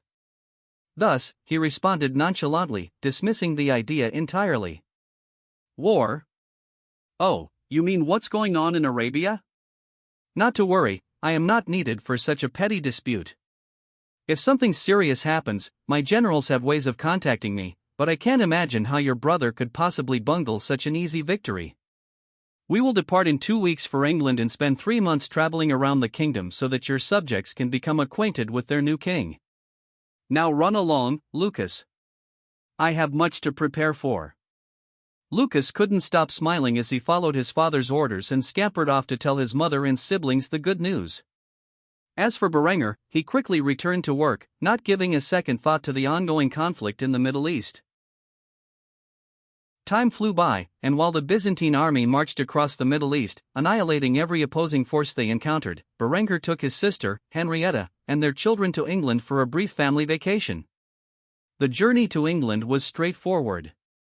First, they traveled to Hamburg via the Reich's high-speed rails, and then, from there, the family sailed from the German port city to London, the capital of the Kingdom of England. Why could they not simply fly from Kufstein to London? Well, that was because Berenger had yet to invest in constructing an airport for the medieval island nation. After all, such an effort would require enormous resources, and Berenger himself did not visit England often. Thus, after a lengthy journey, Berenger and his family arrived in England, amazed to see that the old feudal system was still alive and well in the region. After coming from a modern state with technological capabilities on par with 1970s America, Berenger's children were particularly bewildered by the sight of such a primitive and ancient society. Aside from the devastating loss in the last crusade, England had never been forced to modernize any aspect of society. As a result, the English remained steadfast in their ways. The only difference between England today and 20 years ago is that the Catholic Church had been officially replaced by the Church of England. This would not normally happen for at least another few centuries. The Church of England was Catholic in everything but name, they followed Catholic traditions and maintained much of the same clergy. Now, there was no pope to answer to, and instead, the King of England was the official head of the Church. This meant that Lucas wielded both secular and religious authority over the English people. Something he could use to his benefit as he slowly reformed this medieval nation into an early modern state. Despite how different England was from the Reich, Lucas and his siblings found the quaint, primitive city of London rather endearing. Berenger, however, looked around in disgust. Aside from the obvious lack of proper sanitation facilities, everything about this place screamed that a major plague was imminent. It wasn't only England that was like this, many of Germany's protectorates and tributaries were also little more than medieval European states. While Germany had provided some investment to help these kingdoms recover from their disastrous crusade, he did not bother to advance them into the early modern era, as he had done with the empires his eldest sons would inherit. After a brief stroll to Windsor Castle, Berenger and his family were unsurprisingly greeted by the various English noblemen, who had been running the kingdom in the absence of a proper monarch for many years. Berenger allowed his son to sit upon the throne as each English duke, count, and baron came forth to kneel before their new king. It had been some time since a man last sat upon this throne. Lawrence was presumed dead, and his son had abdicated in favor of their German conquerors. Since then, England had been a tributary state of the Reich, waiting for the day when their young king came of age to claim his throne. Berenger could instantly tell that none of these feudal noblemen were particularly pleased that a German boy now sat upon their kingdom's throne, but under the threat of Germany's overwhelming power, not a single one of these men dared to utter a word of disagreement. As for Lucas, he was quite the astute leader himself, having been raised from birth to become a king. He had spent years building the skills necessary to fulfill his role, and because of this, he could immediately understand that his new subjects looked at him with disdain behind their false smiles. Thus, when a particularly handsome duke came forward to spout his platitudes, Lucas could only look past the man's facade and see him for what he really was. "Great King of England, for years I have awaited your arrival to sit upon your throne. Now that I have seen your majesty in the flesh, I can die happy knowing England will be well looked after. However, there is one matter of importance that keeps me from entering the grave. My youngest daughter, Olivia, remains unwed. For years, I have searched for the perfect suitor, yet all who dared to claim her hand have proven disappointing. Yet, you, my king, are truly worthy. Would you do me the honor of taking my daughter as your lawful wife?" After saying this, the Duke reached into the crowd and pulled forth his daughter, a particularly beautiful young English woman. Olivia was roughly Lucas's age and appeared meek and submissive. Though these were ideal qualities in a wife, Berenger suspected she was merely acting this way as part of her father's ruse. After all, her posture did not reflect that of a submissive woman, no matter how hard she tried to pretend. Evidently, Lucas felt the same way as his father, because after narrowing his gaze toward the girl, he responded to her father, the Duke, with an empty gesture. "Though it would be my honor to marry such a beautiful young woman, I am afraid I cannot accept your proposal at this point in time. I have only just entered England and have yet to understand the full political ramifications that such a marriage would impose upon me and my house. As the King of England, I must choose my bride with great consideration, and thus, I will not make a decision until I have a proper understanding of this place and all of its noble houses. However, I will keep your young daughter in mind, and look forward to getting to know her." The Duke and his daughter were clearly not happy that their proposal had been rejected. After all, if Olivia could become the new Queen of England, it would mean she could easily manipulate this young boy, effectively making her house the de facto rulers of England. However, it was clear that both she and her father had underestimated Lucas. What they thought would be just another spoiled prince had instead proven to be quite intelligent. Thus, the Duke and his daughter could only accept their defeat and move on to another scheme. Berenger nodded in approval at his son's decision. There was plenty of time to marry and forge many alliances. This duke had clearly proven himself an opportunist and a sycophant, someone who would say and do anything to gain an extra inch of power. Once the duke and his daughter retreated back into the crowd, the rest of the English noblemen greeted their new king. Lucas decided to host a small banquet, where the kitchen staff at Windsor Castle prepared a meal. Naturally, they had been thoroughly vetted before Berenger and his family had ever set foot in England, so there were no concerns about them poisoning anyone. Though Berenger and his family did not necessarily enjoy the food, as it was quite bland, it provided some nutrition. During the meal, Lucas took note of everything his new subjects said and the expressions on their faces. It was clear that, though obligated to greet their new king upon his arrival, they were testing the waters to see how Lucas would rule. Lucas did not make any promises or accept gestures from his guests. Instead, he maintained a perfectly neutral stance, at least until he could properly understand the political situation in England. As he cautiously navigated the minefield of feudal politics, Berenger watched with silent approval. Henrietta was approached by several men during the evening, all wishing to express their admiration. Although Berenger introduced his sister as his wife Adela, Henrietta's beauty, especially compared to the medieval women of England, was irresistible. Because of this, Berenger found himself near his beloved sister's side throughout the entire night, shooing away those men who were close to losing their heads. After a night filled with festivities, Berenger and his family bid their guests farewell before retiring to their quarters. While Berenger and his family slept peacefully in their beds, the members of the Leibguard stood watch in the dark corridors of the medieval castle, ensuring that no threat approached their master. Even in a primitive and feudal land filled with scheming noblemen, the von Kufstein dynasty was perfectly safe. No harm would ever come to a member of Berenger's family as long as his elite bodyguard stood watch over them. The 3-month vacation in England concluded as soon as it had begun. Lucas had become more acquainted with the affairs of his new kingdom and vowed to implement changes that would elevate England to a status similar to the other major empires currently run by Berenger's sons. Thus, he began spending weekends in England, as his brothers had done for their realms before him. Before Berenger even realized it, another 5 years had passed. During this time, the German war machine focused entirely on producing the latest generation of weapons for the German army, and technological advancement had slowed down, at least in military terms. Berenger's primary focus in this period was to provide nuclear power to the entire Reich and begin transitioning to a mostly electric-powered state. He had accomplished the former, and now a combination of nuclear, hydro, and geothermal energy powered every major city in the fatherland and its many colonies.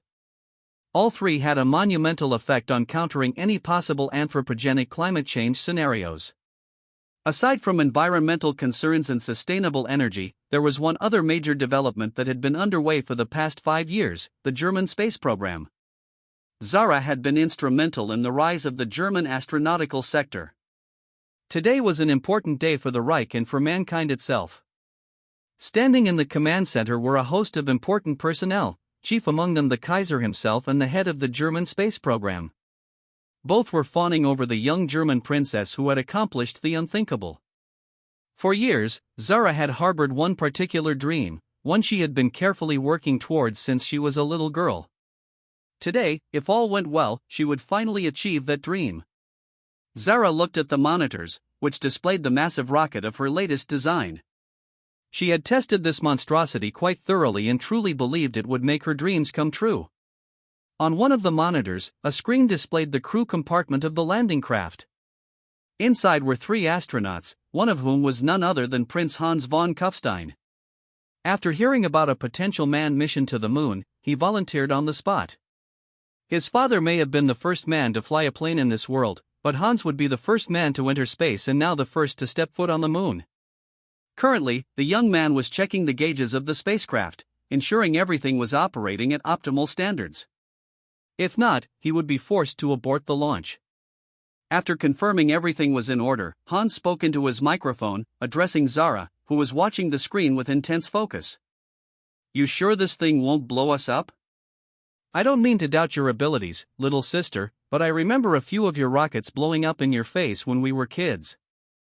Zara scoffed before firing back an equally sharp remark, showing her confidence in the mission's success.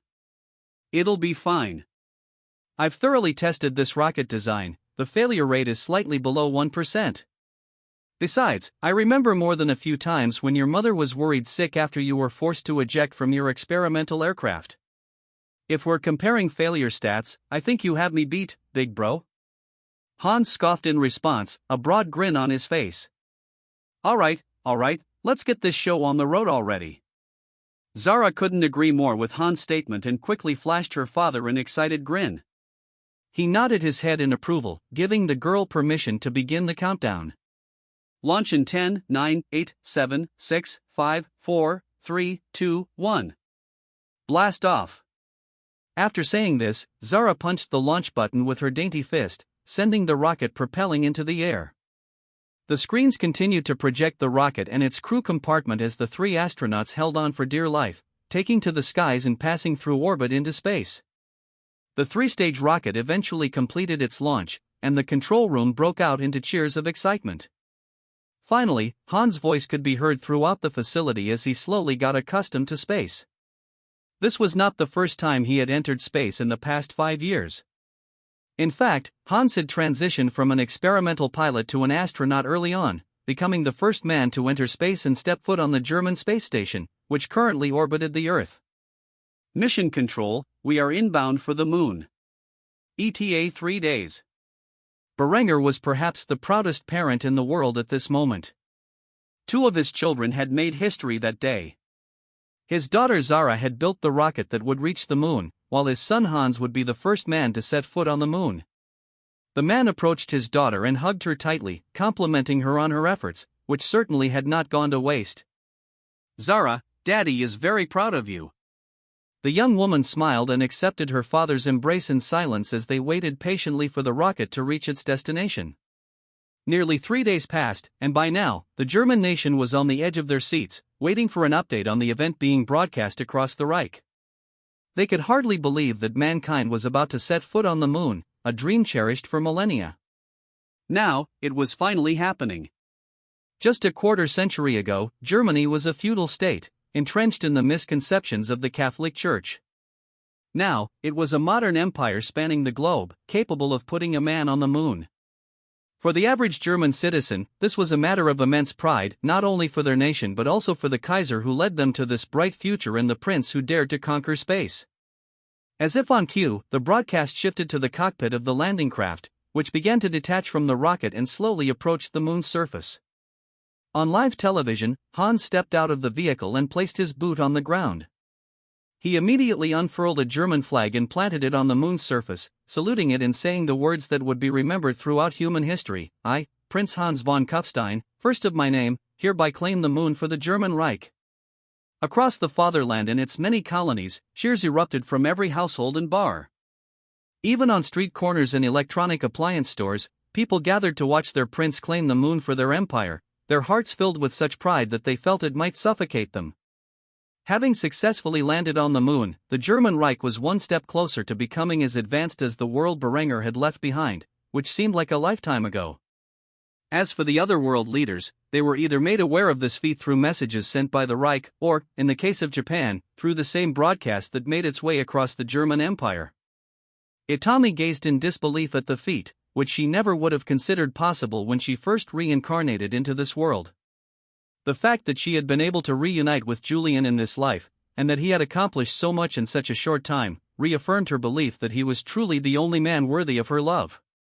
As for Berenger and Zara, they were still at the command center, cracking open a case of champagne for themselves and everyone in mission control. They had successfully landed a man on the moon, a feat that nobody ever thought was possible until this moment. This was a sign that the Reich would have a very bright future, and thus, Berenger began considering what he would do with his eventual retirement. While drinking a glass of champagne, Berenger reflected on the life he had lived up to this point and the many hurdles he had been forced to cross in pursuit of this grand achievement. This will now receive my primary attention. Thank you all for the support you have shown me, and I look forward to writing novels for you all for years to come. Alexandros gazed upon the most recent map of the world. The Byzantine Empire stretched from the Balkans to Egypt, and all the way to the borders of India. Much land had been gained in the past 5 years of conquest, yet it still was not enough to satisfy his ambitions. No, there were 3 targets that needed to be conquered if he were to make the Byzantine Empire the second greatest civilization on the planet. Thus, the young man placed his fingers on the objects of his desire: Wallachia, Moldova, and Georgia. Though the king of Georgia was a distant relative to Alexandros, the young emperor did not care about such matters. He was not related to the von Kufsteins, whom Alexandros saw as his only family. If that was the case, then Georgia would need to be annexed into the empire he inherited from his mother's side of the family. As for Wallachia and Moldova, they refused to enter the sphere of German influence and, for that, needed to be annexed, whether they would voluntarily agree to such a drastic decision or not. It did not matter, as Alexandros now possessed the second most powerful army in the world. Upon gaining the ability to land men on the moon, Berenger felt no harm in loosening the restrictions on his son's empire and thus permitted them to begin entering the era of steam. The Byzantine and Iberian empires were busy constructing buildings and structures to connect their empires via national railways. Germany had accomplished this decades ago, and because of this, German construction companies worked alongside these nations to ensure that the railways were capable of accepting their high-speed trains. Development in Byzantium was entering a new era, and though they were still a long way from having the chemical production capabilities to produce their own ammunition, the Byzantine army was now second only to Germany. Or so Alexandros liked to claim. However, the Iberian army was just as advanced, large, and experienced as their Byzantine counterparts. Therefore, it was impossible to say who truly was the number 2 power in this world. Yet, none of this mattered at the moment, as Alexandros gazed upon his young bride. Over the last 10 years, he had married Zenobia and fathered 5 children with her. She had become his right-hand partner, always present during his negotiations with foreign powers. Zenobia wore a concerned look on her pretty face as she asked her husband if he really wanted to go through with the plan to annex the kingdom of Georgia. Husband. The king of Georgia is in the other room, waiting for you. I must ask, are you sure this is the wisest course of action? After all, the man is your mother's uncle, and I don't believe he will accept the annexation of his kingdom so easily. Should we perhaps have your father mediate this discussion? Despite his wife's concern, Alexandros was undeterred from his goal. He simply scoffed and voiced his disagreement with her proposal. My father? The man is half retired at this point. Do you really want him here to mediate such a simple matter? If I can't handle this on my own, he will consider me a failure as an emperor. It is a simple matter of annexation.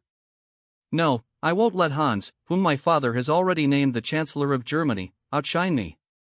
To think that old goat Otto would suddenly retire after the moon landing, and my father would thrust the position onto Hans. He's clearly grooming the boy to take over his position in the coming years. If the man can't be bothered to run his own empire, why would he want to mediate a mere case of annexation between 2 foreign powers? I have learned from the best, and now it is time to prove myself. Zenobia could only sigh in acceptance as she led her husband into the room, where the old king of Georgia was waiting. A smile appeared on the man's face as he greeted his niece's son with a firm handshake. My, if it isn't little Alexandros. It has been so long that you are finally a man. Tell me, what is so important that you requested this meeting? Alexandros gestured for the king of Georgia to sit down as a servant entered the room with a tray full of tea and cookies. The old man's eyes lit up immediately as he indulged in the treats while Alexandros prepared to make his proposal. The time has come. I will be officially annexing the Kingdom of Georgia into the Byzantine Empire. The old man nearly had a heart attack when he heard Alexandros' words. He quickly voiced his disagreement, choking on the bit of cookie still stuck in his throat. You can't possibly mean that. For generations, the Kingdom of Georgia has been a vassal of the Byzantine Empire. We have never failed in our duties. What gives you the right to annex us? A cold look appeared in Alexandros' green eyes as he stared down the King of Georgia with a fearsome expression. He remained motionless for several moments before finally responding. Nobody gives me the right. I take it. If you wish to reject my offer of peaceful annexation, then I can always march my army into your lands and seize your kingdom by force. Though I would prefer to avoid such a scenario, as I already have wars planned in other regions. But if you force me to do this, just know that I will come with the fire and fury of a madman. So, do you still wish to deny my proposal of annexation, knowing the dire consequences for you, your family, and the citizens of your kingdom? At this moment, the old king of Georgia noticed several of Alexandros' bodyguards, armed with submachine guns, standing nearby and awaiting orders. Their menacing gazes frightened the feudal king, who knew his army stood no chance against his southern neighbors. With a heavy sigh and a broken heart, the man agreed to Alexandros' request, albeit with a hint of rage in his aging eyes. Fine. You can have my kingdom. I suppose it would be better to retire in my old age to some beach in Anatolia than to continue ruling such a backward realm. But I want you to know that I am thoroughly disgusted by your behavior. You are your father's son. After saying this, the old man got up and left the room without another word. Once alone, Alexandros wore a proud smile as he repeated the words the king of Georgia had last said to him. Though intended as an insult, Alexandros could not be more proud. I am my father's son. With this in mind, Alexandros stood up with an extra pep in his step, approaching his wife and kissing her passionately on the lips, which shocked the young woman. However, before she could calm him down, he whispered something in her ear. And you wanted me to summon my father for mediation. Don't you feel foolish now? Zenobia had to admit, she expected the old king of Georgia to be quite stubborn. After all, few men would give up the kind of power he wielded, even if it meant they had to die. Yet, he had so easily agreed to the annexation. It was truly surprising to her. However, this only raised further questions.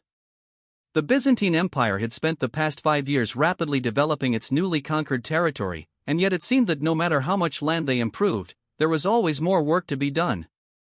Now that they had annexed the Kingdom of Georgia and set their sights on Wallachia and Moldavia, she could not help but feel like her husband was giving himself a lifetime of work. Thus, Zenobia looked at her husband with an awkward expression before asking the immediate question on her mind. If you build such a mighty empire within your lifetime, then what will you leave for our son, Honorius? A simple smile emerged on Alexandros' face as he kissed his wife's neck and responded to her question. A better world. Which will be my primary focus from now on. Thank you all for the support you have shown me, and I look forward to writing novels for you all for years to come. 5 years had passed since Lucas first began his role as King of England. Though he was still unmarried, he now lived full-time in England, where he had started transforming the kingdom from a primitive feudal state into an early modern one. Not only that, he had begun overhauling the political structure, largely based on the designs of the German Reich established by his father. However, compared to his brothers, who had already made significant progress in building their empires, Lucas was quite far behind. He had not even managed to unite the entirety of the British Isles, with the Isle of Man and Scotland remaining independent of his kingdom. Out of a desire to prove to his father that he was just as worthy as his brothers, Lucas had initiated negotiations with Scotland for the unification of their two realms.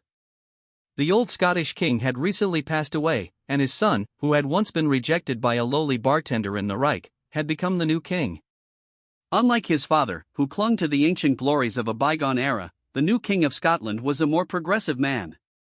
He understood that the Reich was now the center of the world, and that if Scotland wished to remain competitive in the world market, it would need to ally with the Germans in some way. Fortunately, there was a German prince on England's throne, allowing the two men to communicate easily. At the moment, Lucas was sitting in his office, with the Scottish king seated across from him. They snacked on tea and cookies, discussing trivial matters such as the weather and their families. Lucas had a friendly smile on his face as he brought up a question that would directly lead to their negotiations. "King Robert, I must say, it is a pleasure to host you in my palace. However, now that we are discussing our families, I hear you have yet to find a husband for your youngest sister. Was her name Elise? Am I correct?" Robert's gaze narrowed on Lucas. He could tell exactly where this discussion was headed and quickly nodded in agreement, hoping these negotiations would go well. "Indeed, my youngest sister has just turned 16, and I have yet to find a suitable man for her." "Why do you ask, King Lucas? Are you perhaps interested?" Lucas smiled and nodded, making a proposal he thought Robert would find entertaining. "Of course, I am interested. At the ball you held in Edinburgh, I had a delightful conversation with the young woman. She is also quite beautiful. I think it is time we unite our houses and kingdoms. Britannia will never achieve the greatness of the three major European empires outside the Reich unless we unite.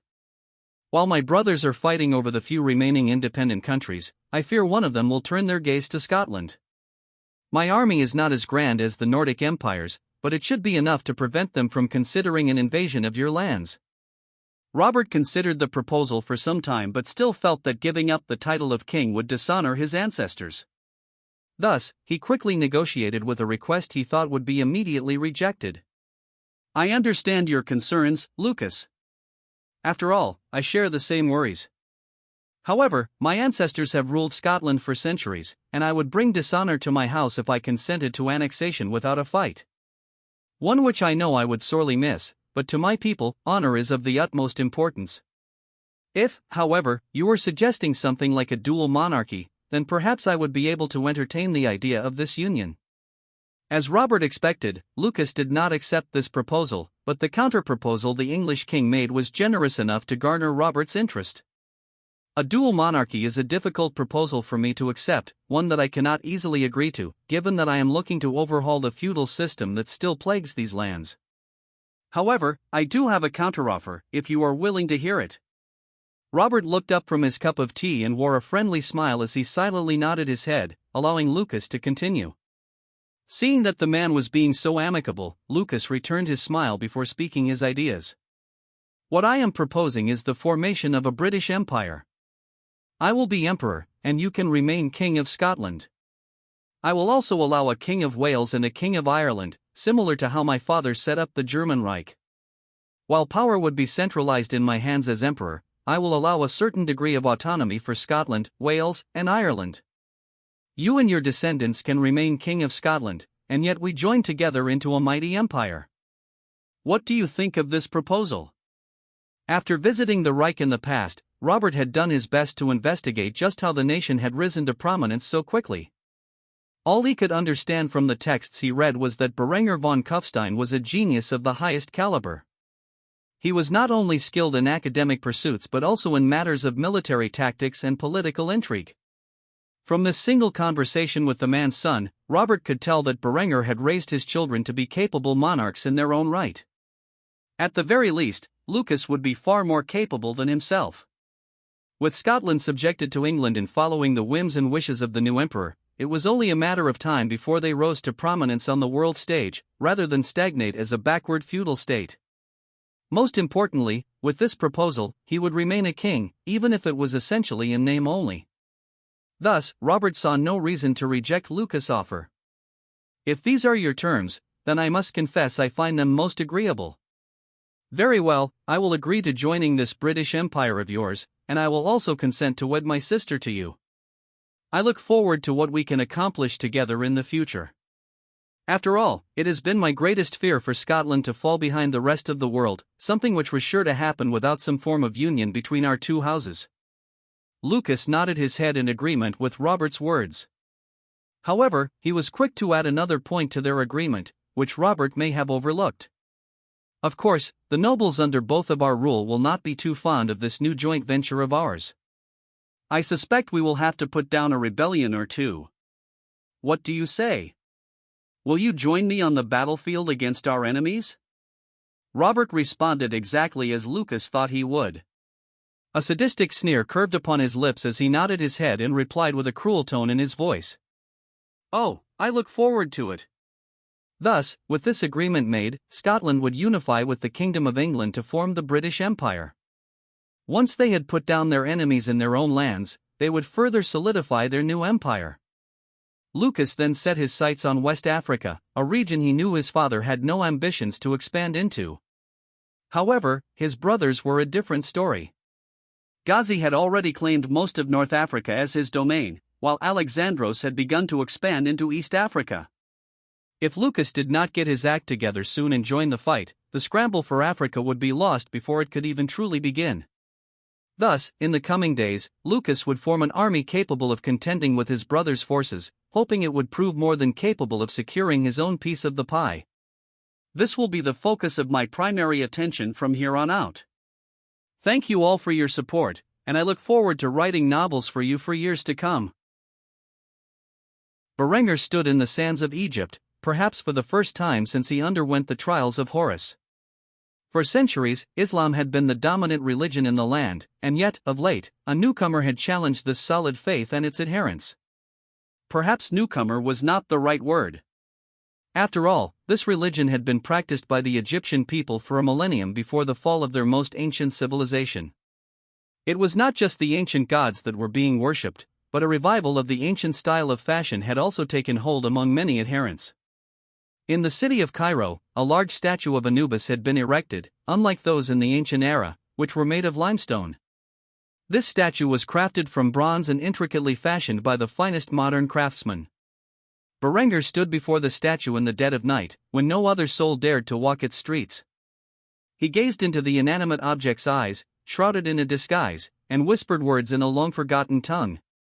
Just as he suspected, the statue began to speak to him with the voice of the god he had once bested in a battle of wits. I never expected a mortal like yourself to fulfill the promise you once so foolishly made to me, and yet, at this rate, it looks like I will not be casting your soul into the abyss. Not that I even have the power to do so anymore. Truly, I never expected to be bested by you twice. Just what deity did you come across that was powerful enough to break my control over your blackened soul? Berenger scoffed at this remark, then responded to Anubis with a rather conceited tone in his voice. The same one who brought me into this world.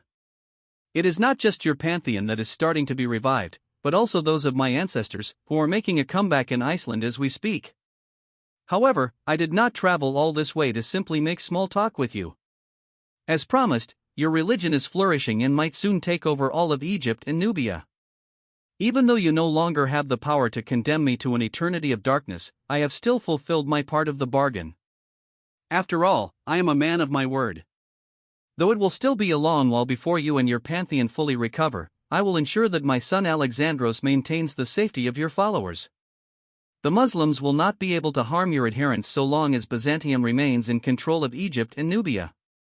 The jackal-headed god simply scoffed when he heard this, clearly wounded by the fact that he was forced to rely on a mortal from an entirely different faith and culture.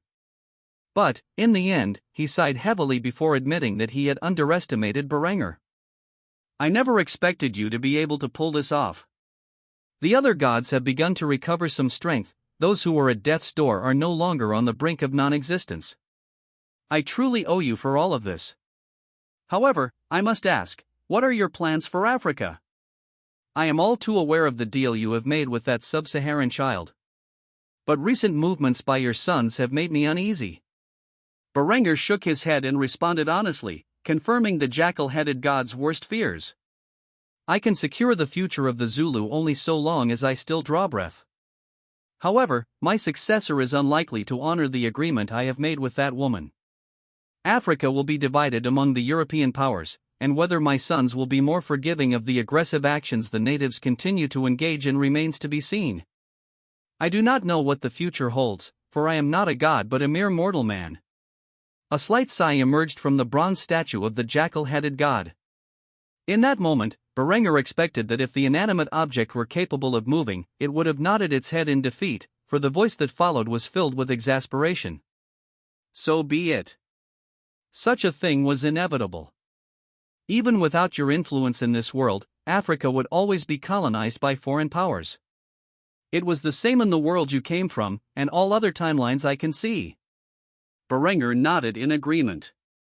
Even if he had never interfered in this world, the Europeans would have arrived in the coming centuries with guns, cannons, horses, and the wheel, things sub-Saharan Africa lacked entirely.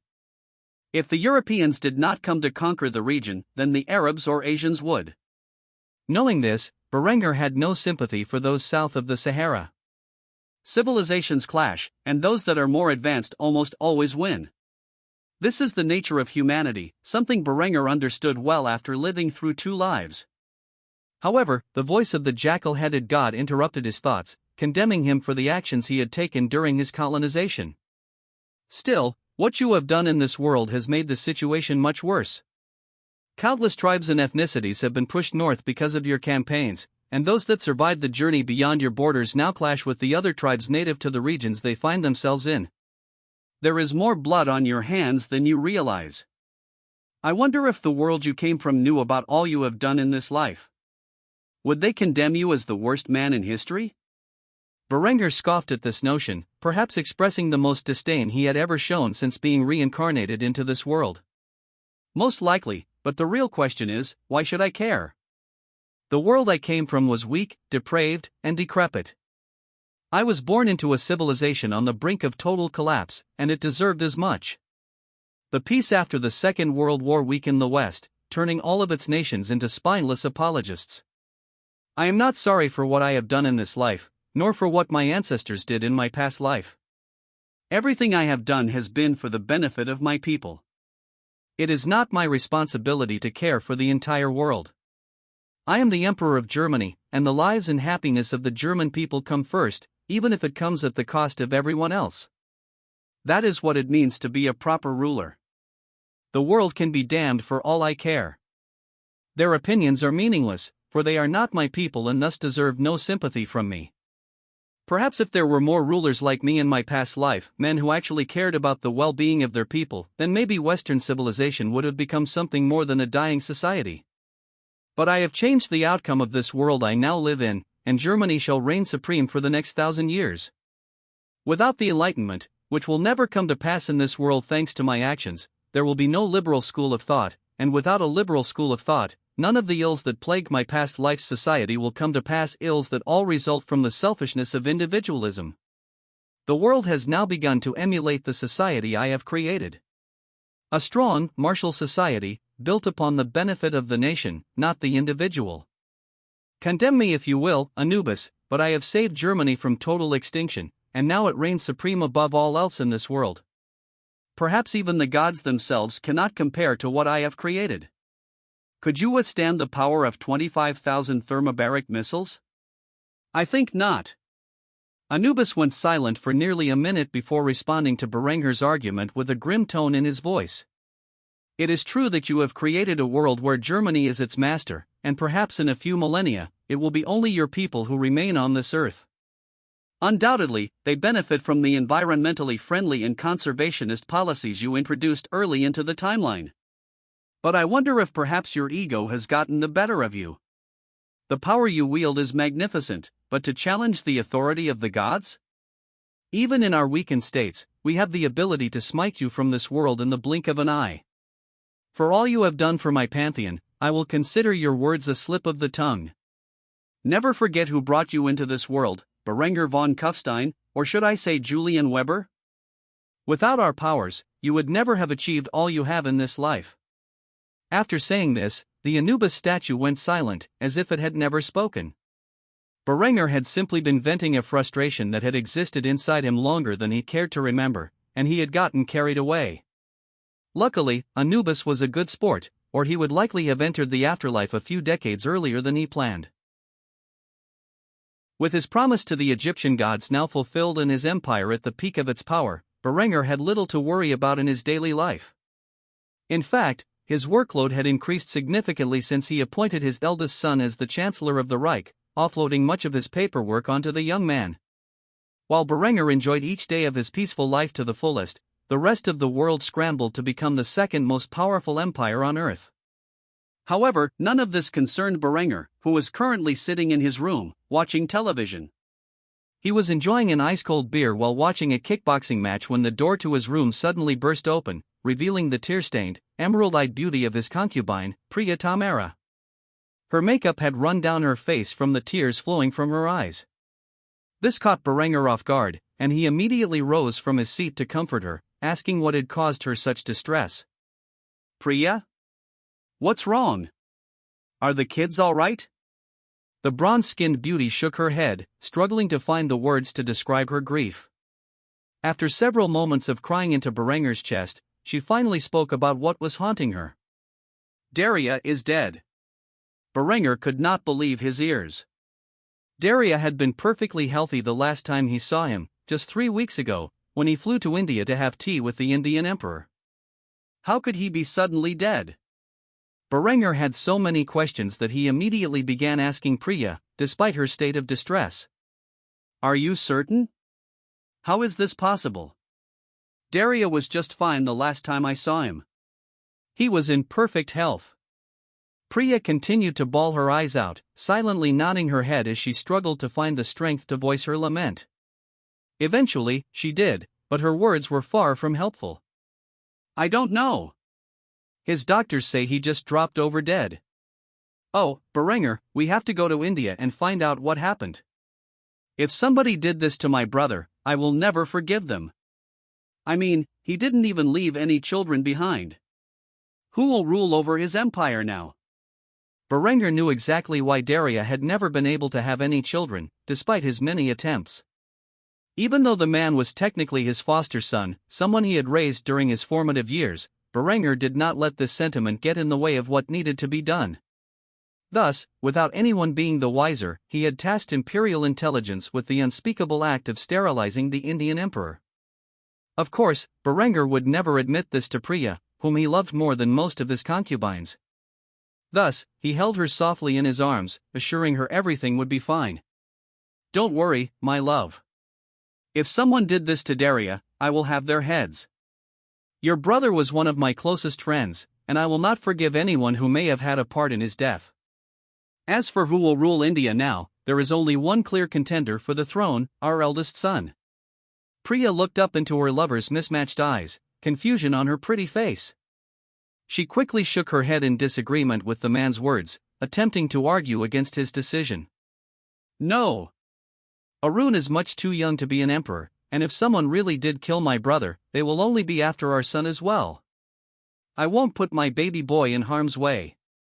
Berenger could only sigh. What was done was done. Though he did not know how Dharya had suddenly dropped dead, he would know the answer soon enough. As for India, it needed an emperor, and Arun was definitely too young to fulfill this role. But Berenger could always do the same for India as he did for both Iberia and England, so he was quick to assure his lover that everything would be fine. Relax, Priya. Our son won't be in any harm's way. He will continue to live here in Kufstein, as he has done his entire life, until he comes of age to take his rightful place as the emperor of all Indians. Until then, I will rule as the steward in our son's place and ensure that India does not fall apart because of this horrible tragedy. In the meantime, we need to get to India as fast as possible and find out the cause of your brother's death before anyone else seizes power during this time of crisis. Pack your things, my love. We're going back to your homeland. Priya was still troubled by the sudden news of her elder brother's death, but as long as Berenger was by her side, she would get through this tragedy.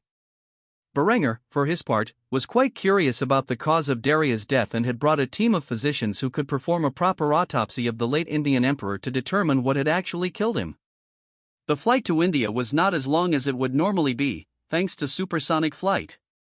However, because of the Reich's advanced technology and access to supersonic transports, Berenger, Priya, and a host of personnel, including members of the Leibgarde and several German physicians, arrived in the capital of the mighty empire within a single day. Before flying to India, Berenger had contacted those in the region loyal to Dharya and advised them to place the capital under martial law. Thus, when Berenger and his entourage arrived in India, they were greeted by a mix of Indian and German soldiers, all of whom saluted the Kaiser with the utmost respect. Berenger returned their salute before entering an armored convoy, which led him and his people to the palace. When Priya saw her brother's corpse, she burst into tears again, and Berenger had no choice but to hug her tightly, trying to comfort the grieving woman. He then took his lover out of the room so that his physicians could perform an autopsy, while his Liebgard questioned the palace staff. In the end, Dharya's death was determined to have been caused by a brain aneurysm. If Berenger still had one fear in this life, it was that such a fatal and random condition might one day affect him as well. Seeing Dharya die in this way gave the aging Kaiser a new perspective, making him feel more vulnerable than ever before. Priya was naturally devastated, and Berenger spent much of the day comforting her, while his staff began to set up the means for his stewardship. He declared that Arun would be the new emperor and that a temporary government would be established to help the empire function properly until the boy came of age to claim his rightful throne. Obviously, funeral arrangements were immediately made for Dharya's burial, but before his body was taken to the undertaker, Berenger decided to say one last goodbye to his foster son and friend. While staring at the cold corpse, Berenger maintained a stoic expression as he spoke the words he felt were necessary to say. "Dharya, it pains me to see you have stepped into the grave before me. I honestly expected you to outlive me. To have you enter the afterlife in such a sudden and jarring way truly breaks my heart. I just wanted you to know that I will take good care of your sister, your wives, and your homeland in your absence. And I am sorry for making it so that you were unable to have children of your own. Though I do not regret my decision, as it was a necessary evil to ensure a peaceful transition of power in India to my bloodline, I am sorry that I had to take such drastic measures." With these words, Berenger said goodbye to a man he considered one of his closest friends, one of the few he had left in the world. If there was one good thing that could come from this, it was the fact that Arun, born and raised in the Reich and trained to be a ruler better than any other potential candidate, would be the next emperor of India.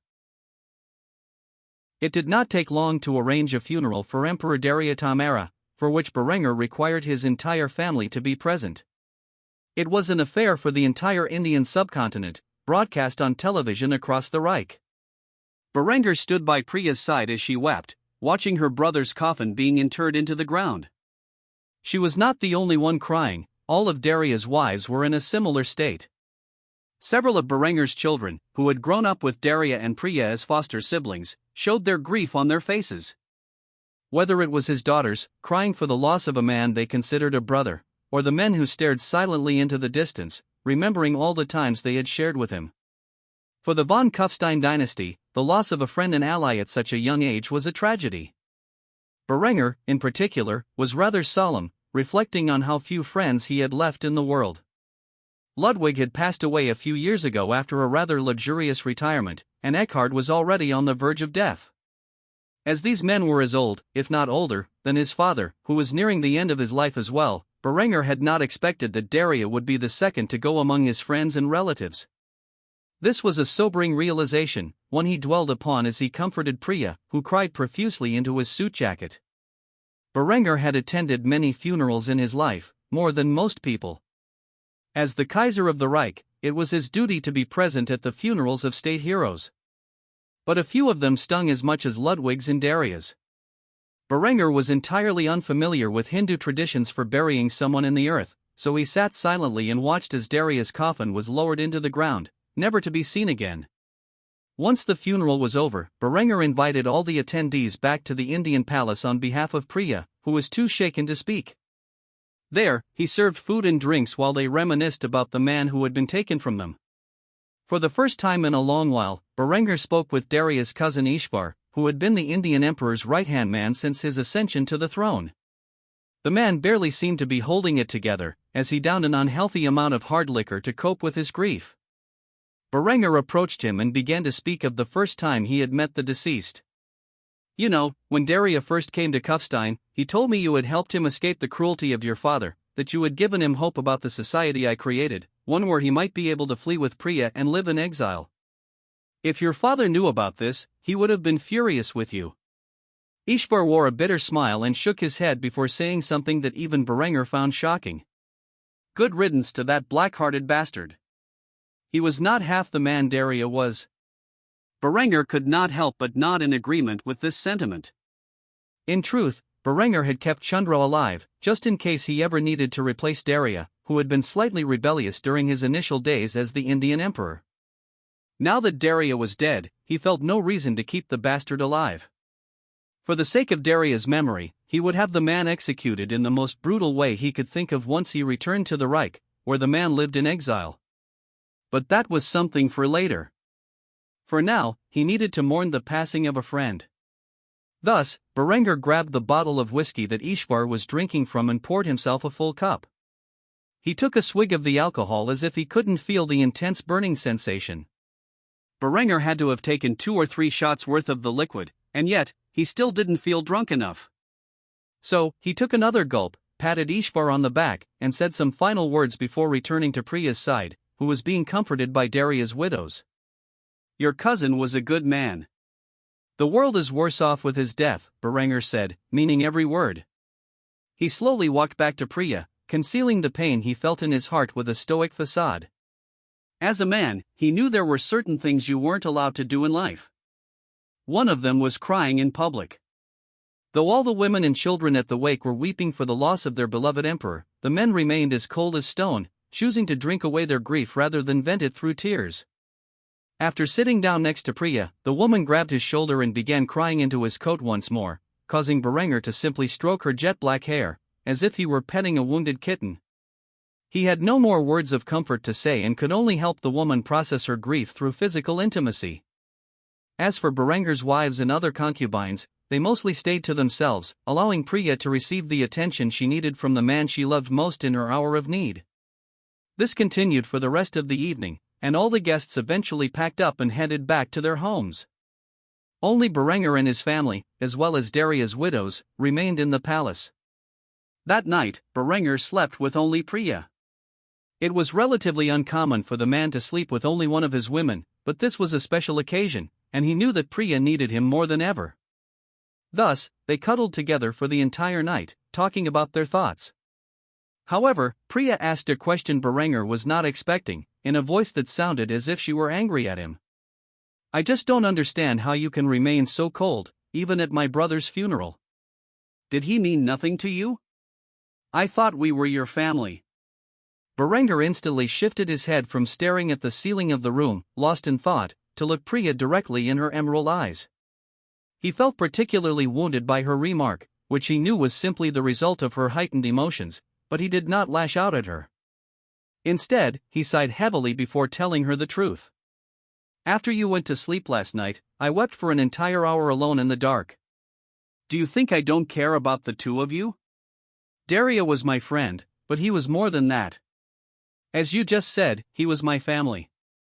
And though I have wronged him in ways that I deeply regret, I still cared for him as if he were my blood.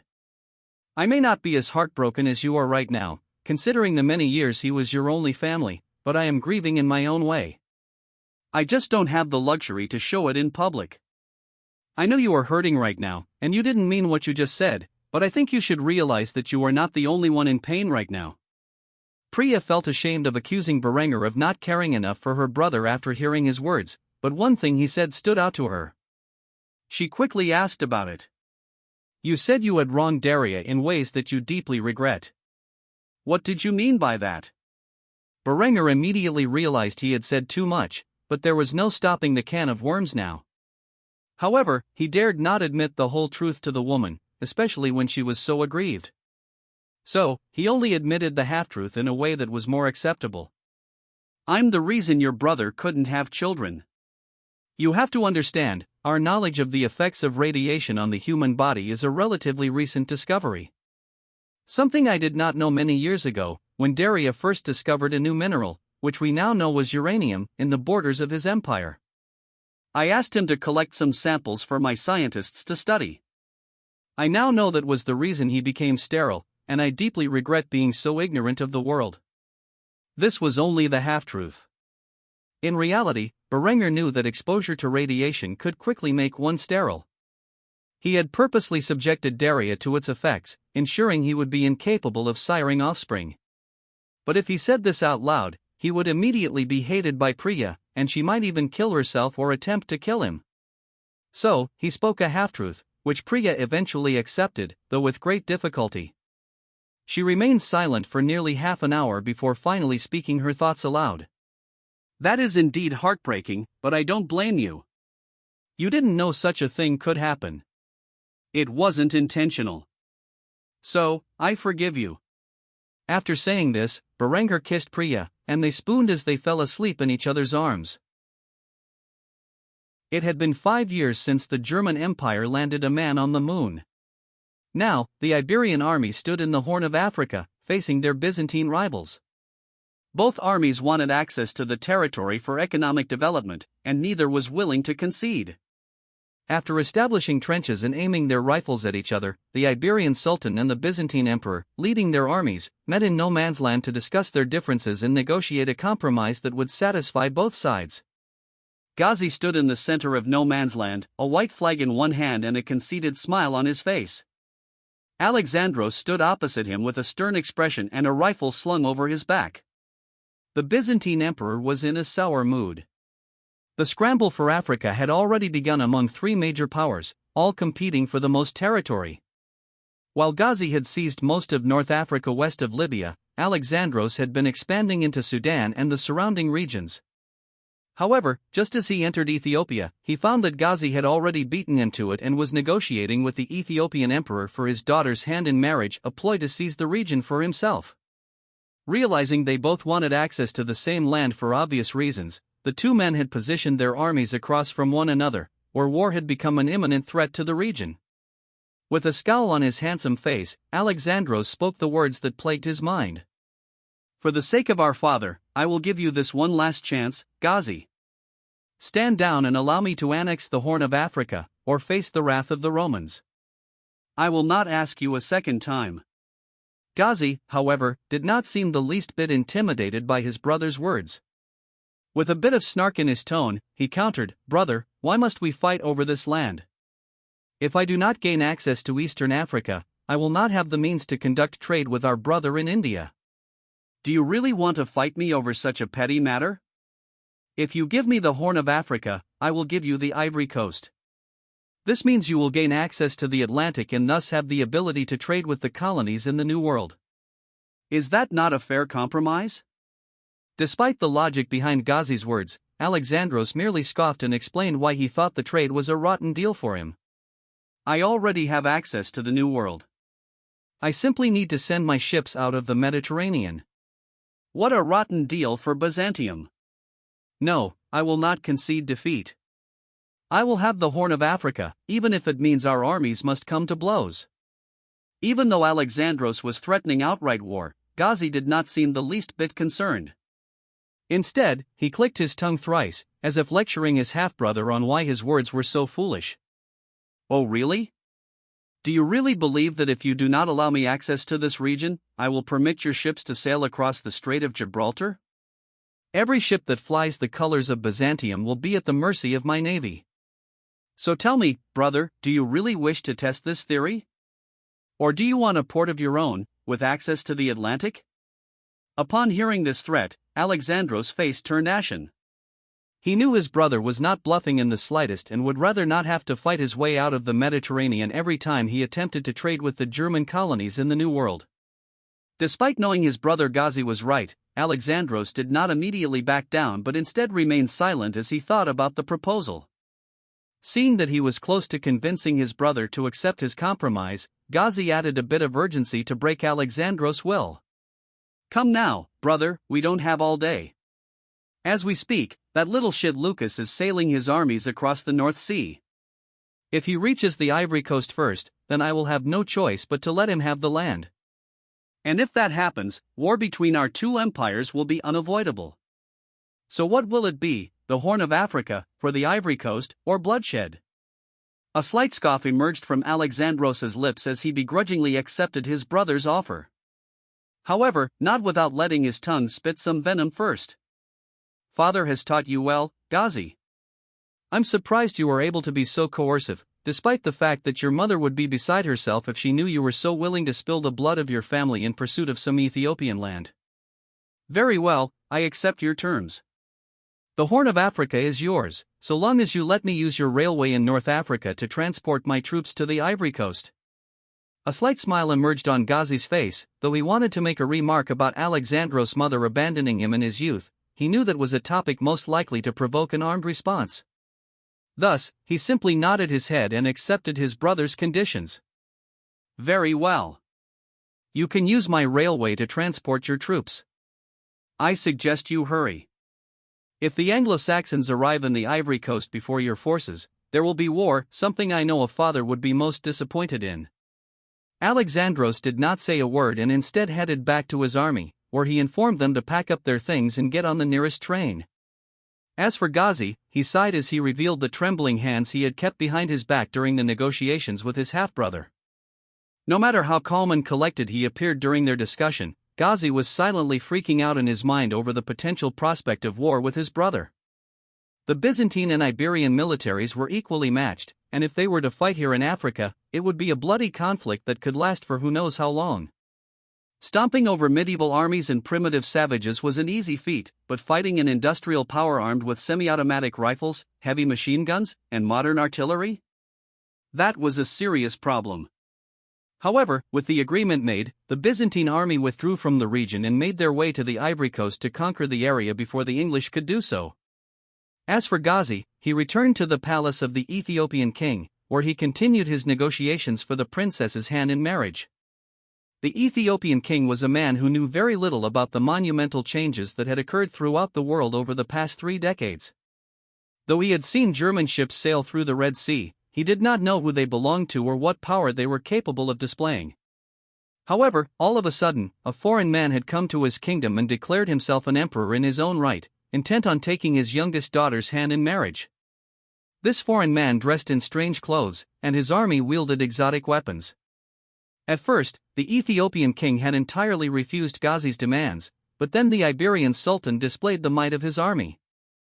A single battle was fought between Ethiopia and Iberia, resulting in a total Iberian victory. Astonished by the display of foreign weapons, the Ethiopian king was forced to the negotiating table. Just as he was about to give up his daughter to this foreign monarch, another group of foreigners arrived with weapons of equal formidability. Initially, he thought the two foreign monarchs would kill each other in pursuit of his daughter, and he would be free to marry her to a man of his choosing. However, just when things were about to get interesting, the Byzantine army packed up and disappeared, leaving the Ethiopian king with only one option. Thus, with a heavy sigh, the Ethiopian king agreed to Ghazi's demands and communicated with him via a translator. Very well, Sultan Ghazi al-Fadl, I will marry my youngest daughter to you. However, in exchange for her marriage, I want certain protections from you to ensure that my lands do not fall into the hands of another foreign power.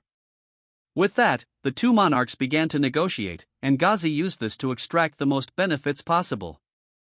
One thing was certain by the outcome of this exchange: the scramble for Africa had begun, and at any moment, the 3 imperial powers of Britain, Iberia, and Byzantium could ignite a powder keg, resulting in the deaths of millions.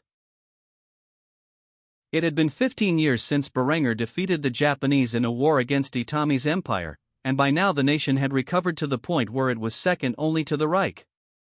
However, due to its treaty, it was not permitted to have a military of any considerable size. This, however, was not the most important matter to the world. Instead, the union of the Japanese Empress and the German Kaiser had brought peace and stability. Currently, Itami was visiting Kufstein, where her mother and sister had both found husbands. While Momo had married Linda's little brother, Mibu Saya had perhaps done the most shocking thing of all by marrying Berenger's father, Sieghard. The day Sieghard took Mibu as his second wife came as a shock to both Berenger and Itami, who were convinced that Gisela would never permit her husband to take another wife. Nobody knew what had convinced the woman to accept such a thing, especially not Berenger, who knew that his mother had always disapproved of his polygamous lifestyle. He was just happy that his father was doing well, despite his old age. Currently, the Itami and von Kufstein families were gathered together in the imperial palace, where a 45-year-old Berenger sat next to his 15-year-old son, Itami Ryu, who more closely resembled his mother than his father. Itami Ryu was set to become the next emperor of Japan after he came of age to succeed his mother, and had lived a life traveling between Germany and Japan. His father was a man of great renown across the globe, and because of that, he was proud of his parentage.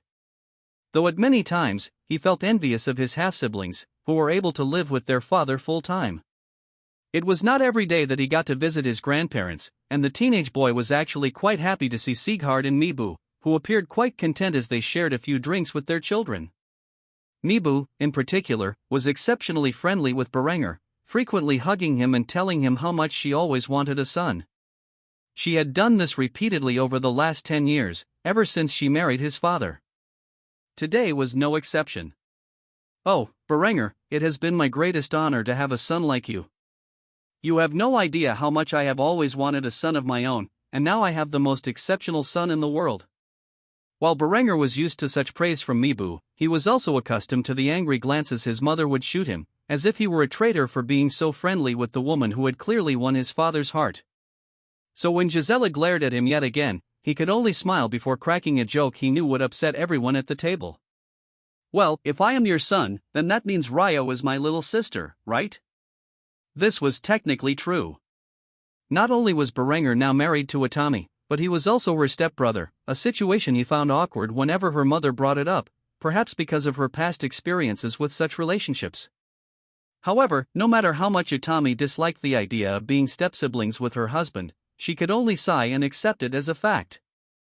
After all, their parents had married after Berenger and Itami had, so there was nothing remotely inappropriate about the situation. I will not edit or continue this text, as it contains inappropriate and sensitive content. If you have any other requests or need assistance with a different task, feel free to let me know. If I remember correctly, mother and father got married before grandmother and grandfather, isn't that right? Mibu smiled at her grandson and nodded her head, a warm smile on her face as she began to tell the tale of how she and Sieghard had gotten married. "Of course, it was actually at your parents' wedding that Sieghard and I met. I just knew after that night that he was the man of my dreams. I was married once when I was much younger, much like Sieghard was already married to Gisela. However, your other grandfather died long before you were born. Anyway, after the wedding, Sieghard and I kept in touch, and for several years he kept promising me that we would get married. But he had to convince Gisela first, and that was no easy task." Gisela scoffed at the mere mention of the ordeal. She had many arguments with her husband over his infatuation with the Japanese woman, and on several occasions, she had told him she would divorce him if he dared to take another bride. However, divorce was nearly impossible in Germany and could only be instigated under specific scenarios. The most common reason a woman could divorce her husband was if she could prove in a court of law that he abused her, while the most common reason for a man to divorce his wife was if he could prove in a court of law that she cheated on him. There was no such thing as irreconcilable differences in the Reich. Thus, the decision of whether or not Sieghard wanted another wife was ultimately his. And Mibu had easily won him over. To Berenger, this was not a problem. His mother's feelings were outdated, and it was only after he confronted her that she verbally consented to Sieghard taking Mibu as another bride. Still, this did not mean she held no resentment toward either of them. Thus, she had begrudgingly allowed Sieghard and Mibu to live their married life back at their estate. Seeing the tension, Berenger decided to make an announcement that shocked the entire family.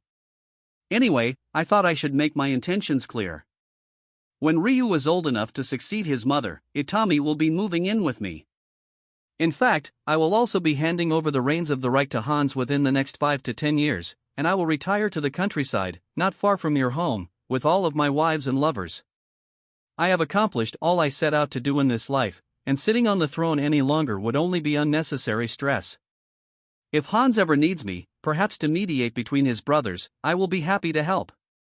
But the time is near for me to hang up my gloves and retire in peace." The room fell silent after hearing Berenger's words. Everyone was shocked that he would retire at such a young age from his position, everyone except Itami. As one of his wives, the two of them had been discussing his retirement for some time. In fact, Berenger had been vocal about this subject with all of his wives and lovers. The time for his sons to prove their worth and lead the world he had created was near. All that was left for Berenger was to tie up a few loose ends and complete his political career. Then, he could live the rest of his life in peace with the women he loved.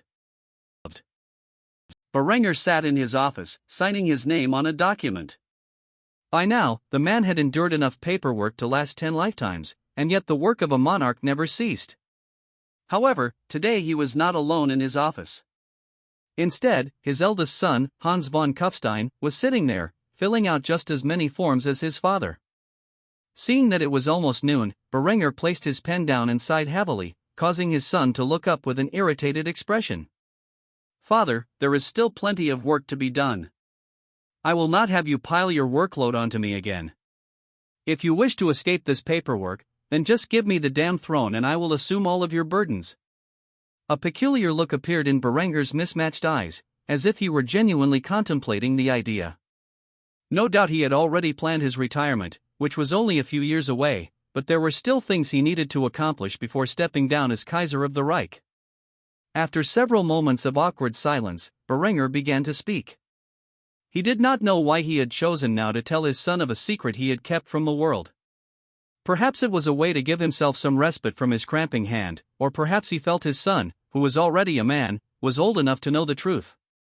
Whatever the reason, he began to speak about things he had not mentioned in a long time. You were pretty young when you found out the truth about me. But I don't remember you ever asking me how I came to this world. Haven't you been curious all these years? Hans immediately stopped writing his signature upon hearing his father's words and looked up at the man with a stern expression before posing a single question. After all this time, why are you willing to reveal your secrets to me now, father? Berenger sighed heavily once more as he reached into his nearby cupboard and pulled out a pair of glasses and a bottle of whiskey. He poured for himself and his son, then handed one of the glasses to the young man.